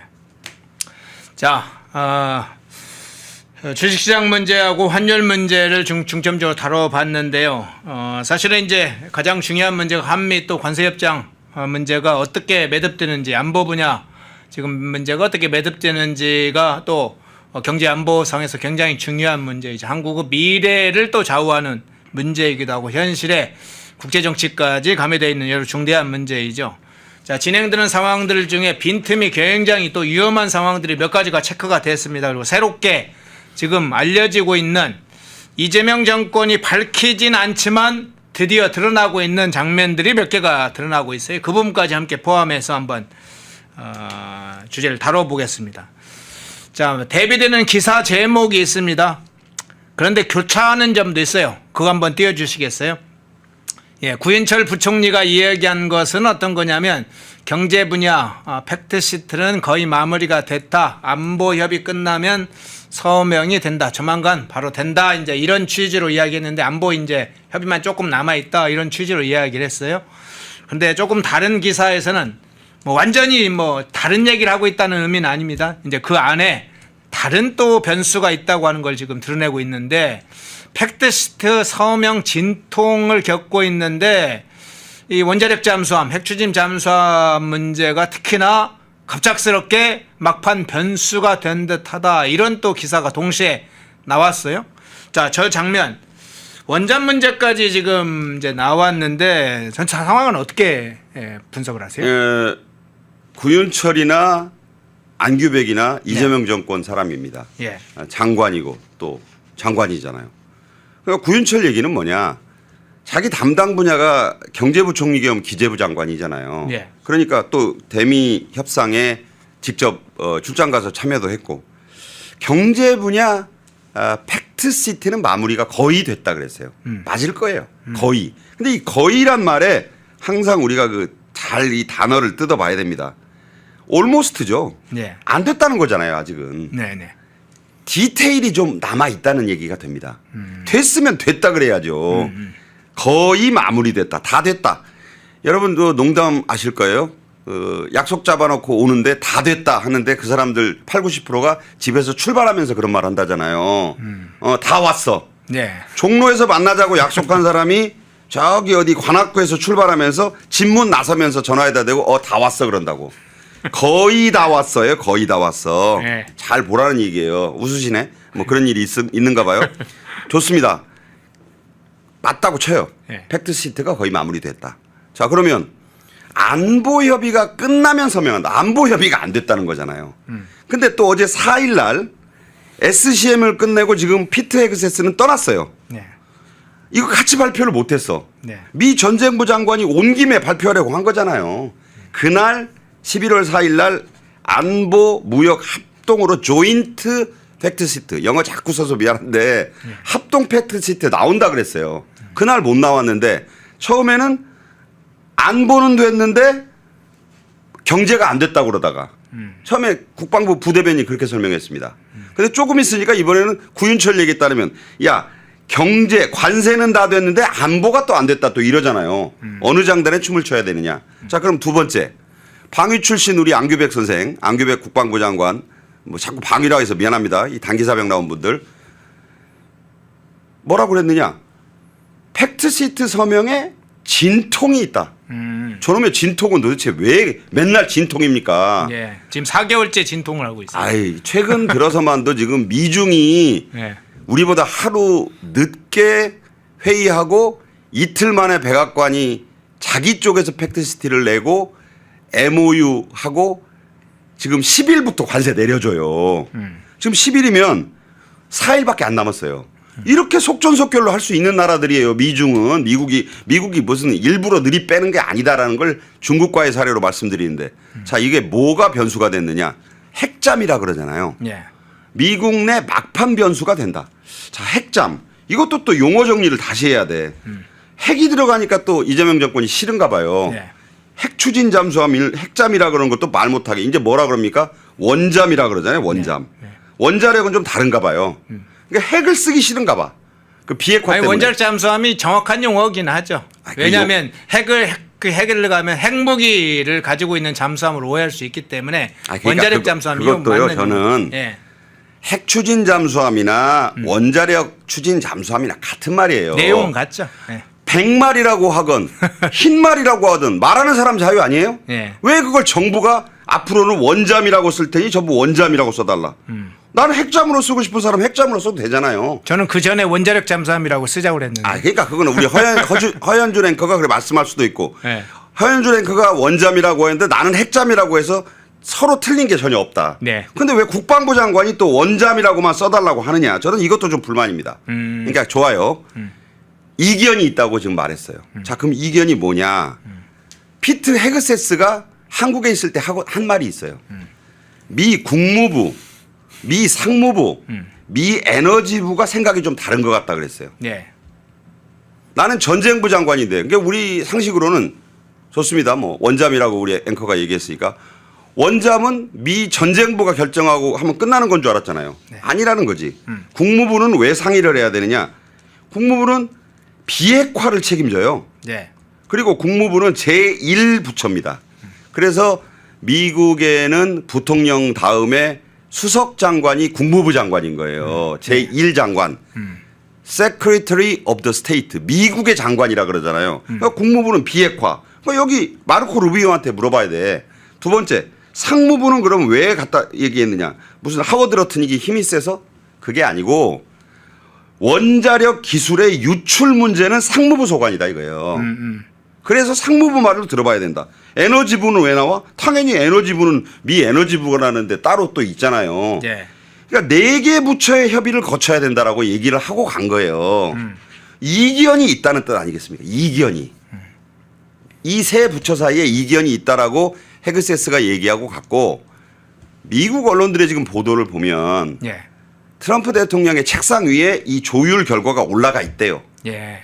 그런데 트럼프가 이걸 어떻게 할까 지금 고민 중이라는 게 가장 정확한 시각일 거예요. 고민 중이다. 아니 그 트럼프가 이제 마지막에 결정을 해야 되잖아. 네. 그러니까 여기에 대해서 이재명 정권의 국방부 장관이든 기재부 장관이든 가타부터 말을 못 하는 거예요.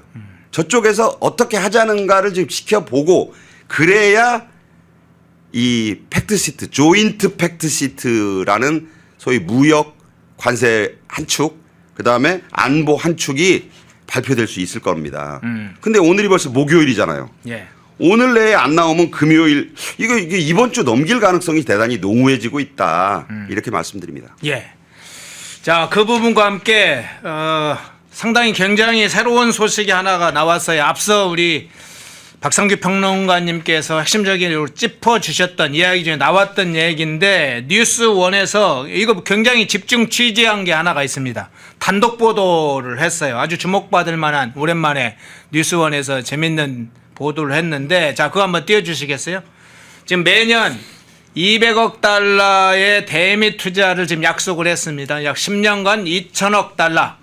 뭐 다른 이제 한 1,500달러는 추가로 별도로 이제 마스카 프로젝트 뭐 이렇게 하고 있는데 저 200억 달러 재원을 그러면 어떻게 하느냐 이렇게 했는데 기존의 김용범 정책실장은 저는 들으면서 좀 당시에 이 협상 관세 협상 발표할 때 또 장난치는 거 아니야 생각을 했는데 어떤 거였냐면 유한 보유고 약 4,200억 달러 그 유한 보유고에는 손을 안 대고 저 유화 자산 뭐 미국의 국채라든가 여러 가지 이런데 유화 자산에 투자했던 거기서 나오는 수익 운용 수익을 가지고 매년 200억 달러를 저렇게 재원을 마련해서 해결하겠다 퉁치겠다 이렇게 이제 김용범 실장 이야기를 했어요. 이게 이제 유한보유고에 손을 대면 굉장히 정치적으로 국제적으로 경제적으로 문제될 거라는 걸 스스로 아니까 아마 그런 사실상 해결책 아닌 해결책을 제시를 했는데 자, 실제로 뜯어보니까 송원석 국민의힘 의원이 한국은행으로부터 제출받은 자료를 봐서 분석을 해보니까 이거 사실이 이게 거의 불가능하더라. 그리고 그걸 중심으로 해서 지금 뉴스원에서 송원석 의원의 기초 자료를 중심으로 해서 단독 보도를 한 내용입니다. 저 내용 좀 현실 문제를 한번 진단해 주시죠. 자, 보세요. 예. 송원석 원내대표는 행정고시에 합격해서 오랫동안 기재부에서 관료 생활을 했습니다. 예. 그리고 배지를 달았어요. 전문가란 뜻이에요. 그러니까 어느 자료를 요청해서 보면 이 김용범의 말에 허점을 찾을 수 있을 것이다라는 걸 뚜렷이 알고 있는 전문가란 뜻이죠. 그래서 국감 자료로 한국은행 보고 관련 자료를 달라 그랬어요. 예. 그걸 준 거예요. 그걸 뜯어보고 난 뒤에 이거 문제 있는데 하고 뉴스원에다가 단독 기사를 준 겁니다. 네. 그래서 뉴스원이 저 기사를 쓴 것이다. 자, 다른 언론이 써줄 것 같으면 송원석 의원이 뉴스원 좋겠어요. 저는 뉴스원이 뭐 작은 매체라는 말씀을 드리는 게 아니고 네. 다른 다른 언론들이 안 다룰 것 같으니까 KBS, MBC, SBS, 조중동 이런 데 줘봐야 저 기사 안 다뤄줄 것 같으니까 준 것이다. 저는 오랜 기자의 그 커리어를 가지고 그렇게 말씀드릴 수 있다. 써줄 것 같으면 영향력 있는 매체에 줬겠죠. 연합뉴스를 주든 YTN을 주든 그랬을 거예요. 근데 왜 뉴스원이 단독 보도를 했을까? 자, 그런 배경을 일단 말씀드린다. 네, 네. 내용은 딱 떨어져요. 예. 자, 김용범은 뭐라 그랬느냐. 말씀 잘 하셨어요. 4,200억 원의 외환 보유고 안 건드리고 그때 다들 이상하게 생각했잖아요. 야, 우리가 그렇게 달러가 여유가 많은가 봐. 그런가? 그러면서 뭐라 그랬어요? 외화 자산 운용 수익으로 충분히 감당한다 그랬어요. 예. 부사 형용사가 많으면 의심해 봐야 돼요. 아, 그렇죠. 그 얘기 많이 하셨죠. 합의문도 필요 없이 잘 된 회담이라고 해서 잘 됐습니까? 충분히 이런 말씀은 안 된다는 거예요. 그런 그 나름 김용범도 무슨 관료 출신으로 이런 무슨 충분히 아주 너끈히 이런 말씀은 안 된다. 보니까 김용범이 얘기한 건 150억 달러는 충분하다. 우리가 이건 외화자산 운용 수익으로 다 쓸 수 있다. 50억 달러는 빚낼 거다. 이거 얘기해 놓은 거예요. 이거 팩트다. 그럼 150억 달러는 되는가? 뜯어봤더니 예. 95억 불밖에 없다 지금 한국은행에. 예. 근데 95억 불이라도 다 쓰면 다행인데 30%는 법적으로 한국은행 법에 따라 남겨놓게 적립해 놓게 돼 있다 이거야. 은행에서 그냥 준비금 가지고 있듯이 의무적으로 그렇지. 가지고 있어야 되시. 지불준비금이라는 거 예. 뭐 이 웬만한 상식적으로 다 아시잖아요. 그런 것처럼 예. 한국은행도 달러 다 주면 안 되는 거예요. 무슨 일이 있을 줄 알고. 농부가 내년에 농사 지으려면 벽시를 남겨야 되잖아요. 그렇죠. 그런 개념으로 보시면 돼. 그게 법으로 30%는 떼놓고 적립. 그러니까 30% 떼면 얼마 남느냐. 65억 달러밖에 하는 창고에 없다는 거예요. 하는 금고에. 아니 65하고 150억은 2배 이상이 되잖아요. 택도 없는 소리다 이게. 이걸 송원석 국민의힘 원내대표가 한국은행의 국감 자료를 통해서 얘기한 것이다. 사실관계를 얘기한 거예요. 자, 네. 어떻게 할 것이냐? 그럼 도대체 뭐 답이 없어 근데. 그렇게 뭐 말 잘하는 또 이재명 정권의 여러 당국자들, 기재부, 김용범 왜 말 안 합니까? 맞으면 맞다, 틀리면 틀리다. 그냥 아무 말 안 하잖아요. 불리해. 이 자료 자체를 그렇다고 한국은행에다가 왜 그런 자료 쓸데없는 자료 줬냐고 할 겁니까?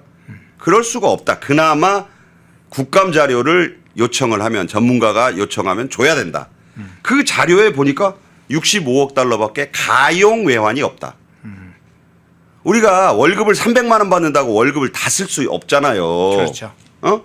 이자도 한 70, 80원 내야 되고 그러면 소위 쓸 수 있는 게 많지 개인으로 않죠. 말하면 네. DI, 예. 디스포저블 인컴, 가용 그 소득이 가처분 소득이라는 게 있잖아요. 쓸 수 있는 돈. 미국의 빚 갚을 돈이 65억 달러밖에 없다. 이거 심각한 얘기입니다. 150억을 갚겠다고 했는데 65억 불밖에 없다. 이거 당장 어떻게 내? 첫 달치 월부금, 미국 할부금 뭘로 낼 건가요? 나는 그 좀 답을 해줬으면 좋겠어. 이거 굉장히 위험한 얘기다. 예. 자, 정부도 사실은 이제 그러면 그 상황 알 텐데, 유효 자산으로 돌려가지고 나오는 수익으로 대체하려고 그랬는데, 그거 해봐야 한국은행 뜯어보니까, 그간에 유효 자산으로 운용 수익 딱 남겼던 걸 다 보니까, 실제로는 한 65억 정도밖에 못 쓰더라. 나머지 100억, 최소한 100억 이상 전후 차이, 100억 달러 이상 차이가 나는데, 많게는 한 130 몇억 달러 차이가 납니다. 130억 원도 큰데 네. 곱하기 1,400배예요. 예, 죄송합니다. 네. 그러니까 저는 달러. 여러분들이 130억 달러 하면서 130억 원이야 껌값이 곱하기 1,444원을 해보세요. 예, 수십 조입니다. 막 20 몇 조 막 그래요. 이제. 그 달러예요. 원화는 찍어서나 주지. 전부 달러로 줘야 된다고. 예. 그러면 이거 감당을 못하면 결국 국채 발행하는 거, 국채 찍는 걸로 가는 건가요? 갈 수밖에 없죠. 근데 중요한 건 한국에서 우리 정부가 빚내는 거는 국채 찍으면 돼요. 예. 뭐 된다고 해서 마구 찍어서도 위험하지만 네. 근데 이건 외국 빚이잖아요. 그러네요. 달러로 빚을 조달해야 된다.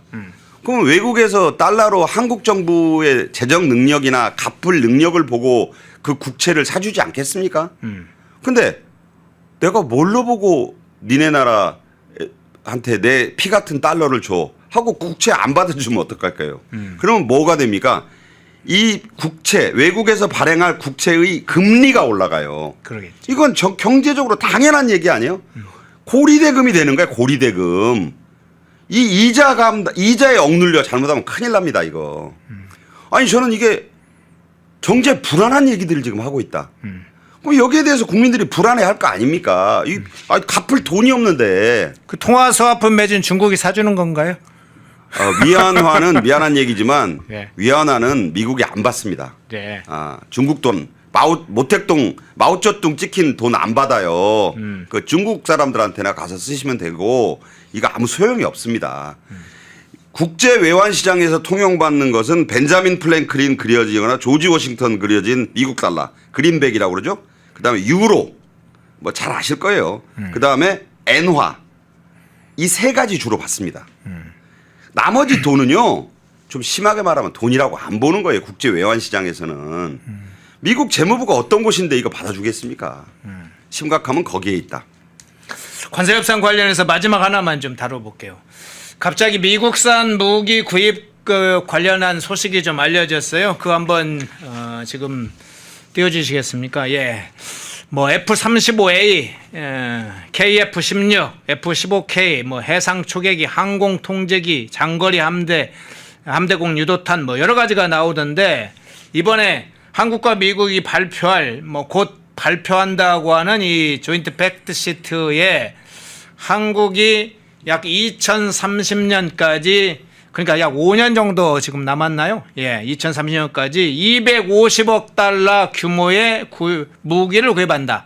약 35조 원 정도 됩니다. 그러니까 국방비는 뭐 GDP의 3.5%로 인상하면서 아마 그게 그 안에 포함되어 있는 것 같은데 무기를 약간 5년 내에 250억 달러, 35 정도 규모 무기 구입한다.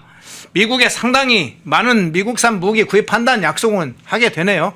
자, 이것도 250억 달러어치인데 예. 물론 국방비 인상을 해서 미국이 지금 우리를 옥죄는 부분이 있잖아요. 그러니까 이제 주한미군 유연화, 뭐 쉽게 말하자면 주한미군 빼가겠다는 소리예요. 그럼 우리가 이제 방위를 전담을 해야 된다. 이재명은 계속 대선 전부터 한 얘기가 있잖아요. 나라의 국방을 외국 군대에게 맡길 수 있느냐. 계속 그 자존심을 얘기하면서 전시작전권 회복이란 용어를 이제 쓰기 시작했어요. 그렇죠. 임기 내에 좋아요. 자주 독립국가 임기 내에 자주 독립 그러니까 듣기 좋은 말이에요. 돈이 없어요. 돈이. 우리가 지금 이 자주 국방을 박정희 대통령 때도 외쳤고 그래서 방위산업은 박정희 대통령이 다 반석 위에 올려놓았다는 건 좌우가 다 인정하는 사실 아닙니까? 네. 자, 그런데 전시작전권을 가져오려면 최소 122조 원이 든다는 그 분석 결과가 나와 있어요. 그러니까 여기에 맞추려니까 이재명 정권도 그러면 미국 무기를 사고 뭐 각종 뭐 많아요. 뭐 KF-16, F-35A 뭐 엄청나게 해상 초계기 P3C, AWACS 뭐 어마어마하게 많아. 네. 자, 이거 다 한국 돈 주면 줍니까? 한국 돈 주면 주냐고요. 안 주잖아요. 미국 달러 줘야 돼. 미국에다가 200억 달러씩 돈 따로 줘야 되고 마스가 한다고 또 1,500억 달러 나가야지. 지금 이재명 정권이 인정을 안 하고 있는 6천억 달러는 그거 어떻게 할 것이며 250억 달러의 이 안보 관련 무기 구입비는 아니 한국 돈 세종대왕님하고 신사임당 갖다 주면 좋겠어요. 저도. 그러고 안 된다. 이 달러 어디서 마련할 거냐고. 그게 너무너무 이게 지금 걱정이 되는 상황인데 네. 여기에 대해서 말을 해야죠. 우리가 이재명이 좀 착각하는 거 아닙니까? 지역사랑 상품권 막 돌리면 지금 한 우리가 250억 달러. 우리가 지금 개콘하는 건 아니니까. 예. 뭐 코나해 가지고 되는 게 아니죠, 이건. 예. 자, 그런 심각한 상황을 여러 부분에서 말을 해서 뭐 우울할 수도 있지만 냉정하게 현실은 진단해야 됩니다. 이건 이제 이재명 정권이 스스로가 이미 소고기 쌀 수입 개방 안 한다고 하고 정치적으로 그거 막기 위해서 3,500억 달러 받고 플러스 1,500억 달러 받고 LNG 뭐도 받고 막 계속 받은 거니까 그게 다시 돌아오는 현실의 상황을 좀 더 냉정하게 이야기를 좀 드리는 겁니다. 마지막 주제 하나 좀 벌써 마지막이에요? 예, 김민석 주제예요, 주제. 아, 예, 죄송합니다. 예, 김민석 주제 한번 좀 다뤄보겠습니다. 김민석이 사실 좀 기가 막힌데 에이펙 이 정상회의 끝나자마자 저는 아마 이제 중요한 그 국제 외교를 했으니까 그것도 홍보도 하고 여야 의원들도 만나고 뭐 관세 협상과 관련된 주무부처나 기업들도 만나고 또는 국정자원 화재 이후에 엄청나게 지금 국가안전망 문제가 발생했으니까 좀 현장 점검도 하고 뭐 민생 물가 하니까 이런 데 좀 찾아갈 줄 알았더니 김어준 만나러 먼저 갔네요. 저 이제 김민석이 네. 지금 좋게 말하면 꽃놀이패를 지금 쥐고 있죠. 그래요? 문화일보가 오늘 아침에 보도한 그 조원 CNI의 여론조사 결과를 저는 주목해서 봤습니다. 예. 차기 서울시장 후보 군의 이 성적표가 나왔더라고요. 뭐 기사가 있으면 띄워주시면 좋은데, 네. 자 여권에서는 오세훈 시장의 독주가 보여요. 네. 23, 4% 사이의 지지율로. 그러더니 지금 야권에서는 의외의 인물이 1등을 하고 나왔어요. 예. 김민석이 아니에요. 예. 정원오 성동구청장이에요. 그렇게 나왔더라고요. 성동구청장이 1위다. 김민석보다도 많이 높아요. 자, 이 얘기는 뭐냐면 뭐 박주민이 조금 좀 1등 치고 나오더니 쏙 들어갔고 뭐 소위 전현희 뭐 서영교 뭐 뭐 등등은 다 뒤에요. 하위권이에요. 김민석도 그 여론조사에 따르면 단독 선두가 아니더라고요. 자, 그러니까 김민석은 일단 뭐라고 해놨느냐. 나는 서울시장에 현재로서는 내가 나갈 뜻이 없다. 예. 그럴 일이 없다. 정확히. 예. 그렇게 말했어요. 자, 이건 뭐냐. 일단 처신 자체가 내가 여기서 괜히 나간다고 안 나간다고 해서 쓸데없는 논란 불러일으키지 않겠다. 이재명이 하라는 대로 하겠다라는 말도 들어있고요. 저기 나오네요. 예. 자, 정원호. 예, 정원호. 저는 정원호 씨를 보면서 무슨 생각을 했냐면 지금 뉴욕 시장이 예. 34살짜리 1990년생이 됐어요. 만단이요. 만단이. 예. 근데 이 사람하고 매우 비슷하다고 보는 게 정원호 구청장은 그야말로 이 풀뿌리 국민들로부터 엄청나게 지지를 받는 그야말로 민생 속으로 파고드는 진보 성향이지만 정말 저는 칭찬을 많이 합니다. 제가 정원호 구청장의 그 관할지에서 한 2년 살아봤어요. 그래요? 예. 근데 정말 잘하더라고 내가. 예. 그건 인정합니다. 예. 그런데 저 마장동 좀 살았거든요. 예. 근데 그게 인정을 받는 거 아닌가? 저거는 나머지 난다긴다 뭐 전현희를 비롯해서 다 지금 좀 깜짝 놀랄 만한 결과인데 만단이하고 비슷한 정치를 해서 저 자리에 오른 게 아닌가. 자, 이제 민석으로 돌아가면 자, 김민석도 근데 정원호가 끝까지 본선에 그 경선에 통과를 하겠어 이런 생각을 해볼 거 아니에요. 그러겠죠. 그러다 보면 결국 현역들은 다 안 되고 의원들은 총리인 내가 부름을 받지 않겠는가라는 하나의 생각을 속으로 하고 있을 거예요. 그러더니 오늘 또 기사가 뭐가 나왔느냐. 대표에 나간대요. 그 기사가 나왔어요? 당대표에 나간다. 당대표 출마. 자기 입으로 한 얘기는 아니에요. 근데 이게 왜 그러냐. 지금 정청래가 망하게 생겼거든. 정청래가 지금 한 칼 맞았잖아요. 이재명한테 나대지 말라고. 그래 놓으니까 정청래가 지금 임기 1년짜리에 그칠 가능성이 커지고 있는 거예요. 네네. 무슨 말씀인지 아시죠? 네. 지방선거에서 서울시장 못 가져오면 정청래 나가야 돼요. 벌써 그러니까 이제 이재명의 생각은 이재명 정권의 핵심들의 생각은 정청래 이후에 당대표 자리를 보는 거예요. 예. 그러면 김민석이 2개의 칼을 가진 셈이 됩니다. 나보고 서울시장 나가라고 하면 나갈 용의도 있고 예. 그거보다 더 근데 선택지가 이게 좀 김민석은 한번 서울시장 나왔다가 깨져본 적이 있잖아요. 서울시장 본선에서 지금 부동산 문제도 그렇고 쉽지 않다는 걸 아마 김민석 자신이 누구보다 잘 알고 있을 거예요. 녹록지 않다. 본선에서 이길 자신이 가능성이 사실 그리 크지 않다. 그렇다면 더 확실한 판은 뭐예요?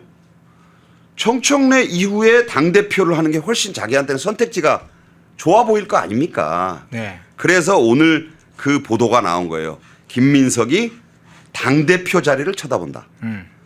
당대표 자리를 쳐다보려면 누구한테 가서 승인을 받아야 돼요? 이재명한테는 승인을 받는 거는 뭐 이렇게 조용히 하고 있으면 되고 그게 김어준인 거예요. 김어준도 지금 약간 그 눈치 보기에 들어간 것 같아요. 아, 그렇습니까? 왜? 정청래만 믿고 있다가 같이 망하게 생겼거든. 그 충정로 분위기가 좀 바뀌는 듯한 모습이 있다는 거예요. 정청래도 살아야지. 그럼 충정로 대통령이 아니라 부통령으로 조금 낮췄어요? 뭐 부통령인지 뭔지 저는 그런 얘기보다는 네. 그러니까 이제 서로가 김민석은 이 김어준을 찾아갈 이유가 생겼고 또 정청래에 올인하다가 잘못하면 패가망신하게 생긴 그런 가능성이 이제 보이는 김어준으로서는 내가 그렇게 한 말에다가 올인할 필요가 없지. 내가 무슨 정청래하고 의형제 형제지간도 아닌데 혈육도 아니고 그러면서 갈라치기를 하는 거예요 이제. 그러면서 나도 보험을 들자. 그래서 김민석을 출연시키면 이건 또 어떤 메시지가 용산에 됩니까? 아, 나 꼭 정청래 편 아닙니다. 대통령님 자기들 용어로 그것이 바로 저 출연의 함의다. 이렇게 말씀드립니다. 예. 자, 그걸 모아가지고 그럼 하나로 압축해서 제가 질문을 좀 드려볼게요. 김민석이 유튜브, 김어준 유튜브에 출연했을 때 김어준이 서울시장 선거에 대해서 반복적으로 물은 의도가 저는 있을 거로 봐요. 상당히 김어준은 의도와 계획을 가지고 질문을 여러 가지를 하지 않습니까? 근데 김어준의 입장에서는 당대표 내년 당대표 선거에서 정청래와 김민석이 충돌하는 걸 원할까? 사실은 이제 정청래와 관계는 원래 뭐 김어준 정청래 그 관계는 알고 있으니까 김민석과도 이 김어준이 상당히 관계가 좋은 걸로 알려져 있어요. 특히나 김어준은 이 운동권 적자들을 상당히 좋아한다는 뭐 이런 생각도 가지고 있습니다. 근데 김민석도 운동권 적자라고 본다는 것인데 그래서 김어준 입장에서는 교통정리를 좀 할 필요가 있지 않느냐. 정청래가 당대표로 내년 출마를 하고 서울시장 쪽으로 김민석을 약간은 유도하는 이런 의도가 있지 않을까 하는 부분은 어떠세요? 자 보세요. 저는 네. 김민석하고 관은 다르지만 같은 대학에 다녔습니다. 네. 그 당시 운동권의 전설이죠. 네. 잘 아실 거예요. 그때 김민석은 운동권의 학생회장이 의장님으로 불린 1호예요. 김민석부터 의장님으로 불렸고 같은 학생인데 호위대가 생겼고 그 다음이 임종석인 거죠. 계보가 그렇잖아요. 그러니까 프린스예요 사실은. 한국 운동권에 물론 그 이전에도 뭐 학생 운동권에 대해서는 저보다 훨씬 전문가시지만 김민석은 대단했습니다. 그러니까 아까 뭐 김어준으로서는 운동권의 이 알짜들을 좋아한다. 맞아요. 자 정청래 운동권으로서는 좀 후지죠. 왜냐하면 건국대학교 사회 무슨 학과에 과대표를 지낸 게 운동권의 정전부예요. 네. 학생회장도 안 했고 부총학생회장도 한 적이 없고 무슨 단과대 학생장도 지낸 적이 없어요. 그냥 과대표를 하다가 5명과 함께 미국 이거 잘 얘기해야지 문화원이라고 하면 또 뭐 반박할 테니까 네. 대사관저 담 넘어 들어갔잖아요. 그랬죠. 사제폭탄 화염병 들고 그래가지고 집어 던진 게 대사관저에 앞마당에 불 붙어가지고 불나가지고 방화미수 거기 직원들 붙잡고 대치하는 걸로 또 뭐 무슨 죄목 그래서 운동권에 이제 별을 달았는데 김어준의 입장에서 보면 정청래하고 김민석하고 비교가 될까요? 야. 하나는 올림픽에 나서 메달 따본 사람이고 금메달이라고는 못해도 이게 전국체전도 아니고 동네 어디 저 성동구청 체육대회에 나갔던 사람 아닙니까? 제가 그렇게까지 말씀드리는 이유는 김어준으로서도 보험을 들 필요가 있다는 거라고 저는 생각을 해요. 정청래가 이번에 이재명으로부터 크게 한 칼을 먹었어요. 그건 누구나 인정하실 거예요. 두 손으로 붙잡고 뭐 고개 숙이고 뭐 아까 말씀드렸잖아요. 국회 저 접견실에서 이재명 들어오니까 아니 대표가 박수 그랬다잖아요. 네. 그 자기가 먼저 박수치고 그 나머지 사람들이 박수쳤어요. 그걸 보고 속으로 이재명이 그렇게 참 애쓴다 청래야 그러면서 했다는 말. 대표님 참 뭐 고생하십니다. 그게 난 다 그런 거예요. 그러니까 정청래 지금 위기감 느끼고 있어요.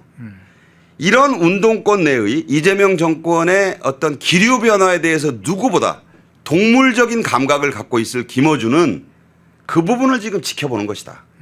이게 어떻게 될지 모른다. 아까 얘기했잖아요. 한 말에다 다 싫다가 같이 죽는다고. 지금 내가 정청래하고 묶여가지고 연관계에 끌려 들어갈 필요가 있느냐. 쉽게 말하자면 사수를 푸는 거죠. 그래도 언제라도 발로 밀어버릴 수 있게. 정청래라는 카드가 어떻게 될지 몰라요 지금. 그런 점에서 이재명의 절대적인 신임과 함께 서울시장으로도 쓸 수 있고 야. 당대표로 차출해도 되고 여러 가지로 또 남들이 보기에 운동권에서 그래도 족보에 올라 있는 사람과 그 유명한 일본말이 있잖아요. 1페이지, 2페이지, 3페이지. 싼마이란 말이 왜 나왔습니까? 싸다는 뜻이 아니에요. 3페이지에 있다고 해서 싼마인 거예요. 김민석은 잊지마입니다. 1페이지짜리라고 주연 배우. 정청래는 싼마인 거예요. 싼마이하고 같이 갈 필요가 없는 거죠. 지금 입장에서 이 김어준의 입장에서는 그 싼마이인 거예요. 싸서 그 싼 게. 상황을 지금 보고 있는 겁니까? 저는 그거를 노려보고 아, 있으면서 그렇다. 그 김어준도 그리고 저 김민석도 잘 봐야 되는 게 그 네. 박찬대하고 정청래하고 박찬대가 붙었던 그 대표 경선에서 체육관 콘서트 했잖아요. 네, 네. 김민석 거기 갔었습니다. 네. 콘서트 한번 장면 한번 띄워다 주시죠. 김민석이 그때 콘서트에 가서 저 콘서트장에 네. 김민석도 갔다고요. 김민석이 다 주도 면밀하게 보험을 다 들어둔 거예요. 저 때부터 적대시하지 않았어요. 그러니까 지금 정청래도 정청래지만 김어준은 자기가 지금 저 돈 벌어가지고 73억 원 그 이상 하겠죠? 네. 짜리 건물을 지금 충정로에 사가지고 거기서 아주 왕국을 건설했잖아요. 그런데 공격받을 게 많아요. 지금 어디 뭐 이미 김어준은 기득권이에요. 돈도 많고 대통령 눈밖에 났다가 무슨 꼴을 당할지 몰라요. 그렇다고 보면 센 보험을 지금 하나 들어야 된다. 그리고 그게 앞으로 상황 변화에 따라서 정청래가 잘못되면 언제든지 갈아탈 말이 필요하다. 그 갈아탈 말로써 김민석만한 사람이 없다. 그러니까 김민석이 원하고 기다렸다는 듯이 털보 김어준이 그걸 받아들인 것이다. 저 콘서트에 이 김어준 프로그램에 출연한 김민석의 그 짬짬이는 그런 정치적인 이해타산이 얽혀 있는 것이다. 이렇게 말씀드립니다. 예. 자, 그런데 끝내려고 했는데 저 사진 한번 보니까 그게 얼핏 떠오르네요. 제가 가끔 왜 로마 관련된 그 영화 드라마나 이런 게 몇 부작 있잖아요. 로마 제국이요? 예. 그런데 원로의 공화정 회의를 하게 되면 주변에 이제 의원들이 앉아 있고 가운데에 그 황제가 앉아 있잖아요. 그저 완전히 황제죠. 단을 높이 하고. 약간 그런 구성이네. 아니 저 때는 처음에 저는 저 그림 보면서 네. 대단하다. 네. 저기가 3일 내내 10,000원을 채웠어요. 네. 티켓 값이 싼 게 9만 원, 비싼 게 13만 원. 네. 그 돈 다 유료 관중이에요. 저 관중석에 문재인, 김정숙 부부가 있었고 네. 정청래가 있었고 김민석이 있었고 어마어마한 콘서트예요. 저걸 보면 그래서 충정로 대통령이란 말이 자연스럽게 저 모임 이후에 나온 것이고 저 콘서트에서 폭발적인 힘을 내면서 저 힘을 얻고 정청래가 당대표가 된 거예요. 저 자리에 박찬대가 없었다. 박찬대는 그때 호남 지역 유세를 돌고 있었다. 돌면 뭐예요? 이미 대세는 저 콘서트에서 끝나 있었던 것이다. 이렇게 말씀드립니다. 예. 사이비 교주 털보교 이렇게 기적의 은사님은 또 지적을 해주셨네. 기적의 은사입니까? 기적의 은사자입니까? 아, 은사. 그러니까 기독교 용어로 뭐 저는 기독교 신자는 아닙니다. 은사를 받았다. 선생님이란 네. 뜻이 아니라 네. 은혜와 그 사함을 받았다. 뭐 그런 것 같아요. 예. 네. 알겠습니다. 사이비 교주까지 지적을 해주셨네요. 고맙습니다. 일부 박상규 시사평론가님이었습니다. 고맙습니다. 감사합니다. 펜앤마이크에서 추천하는 영상도 보고 가세요. 다른 영상도 즐기시려면 구독 버튼을 꼭 눌러주세요.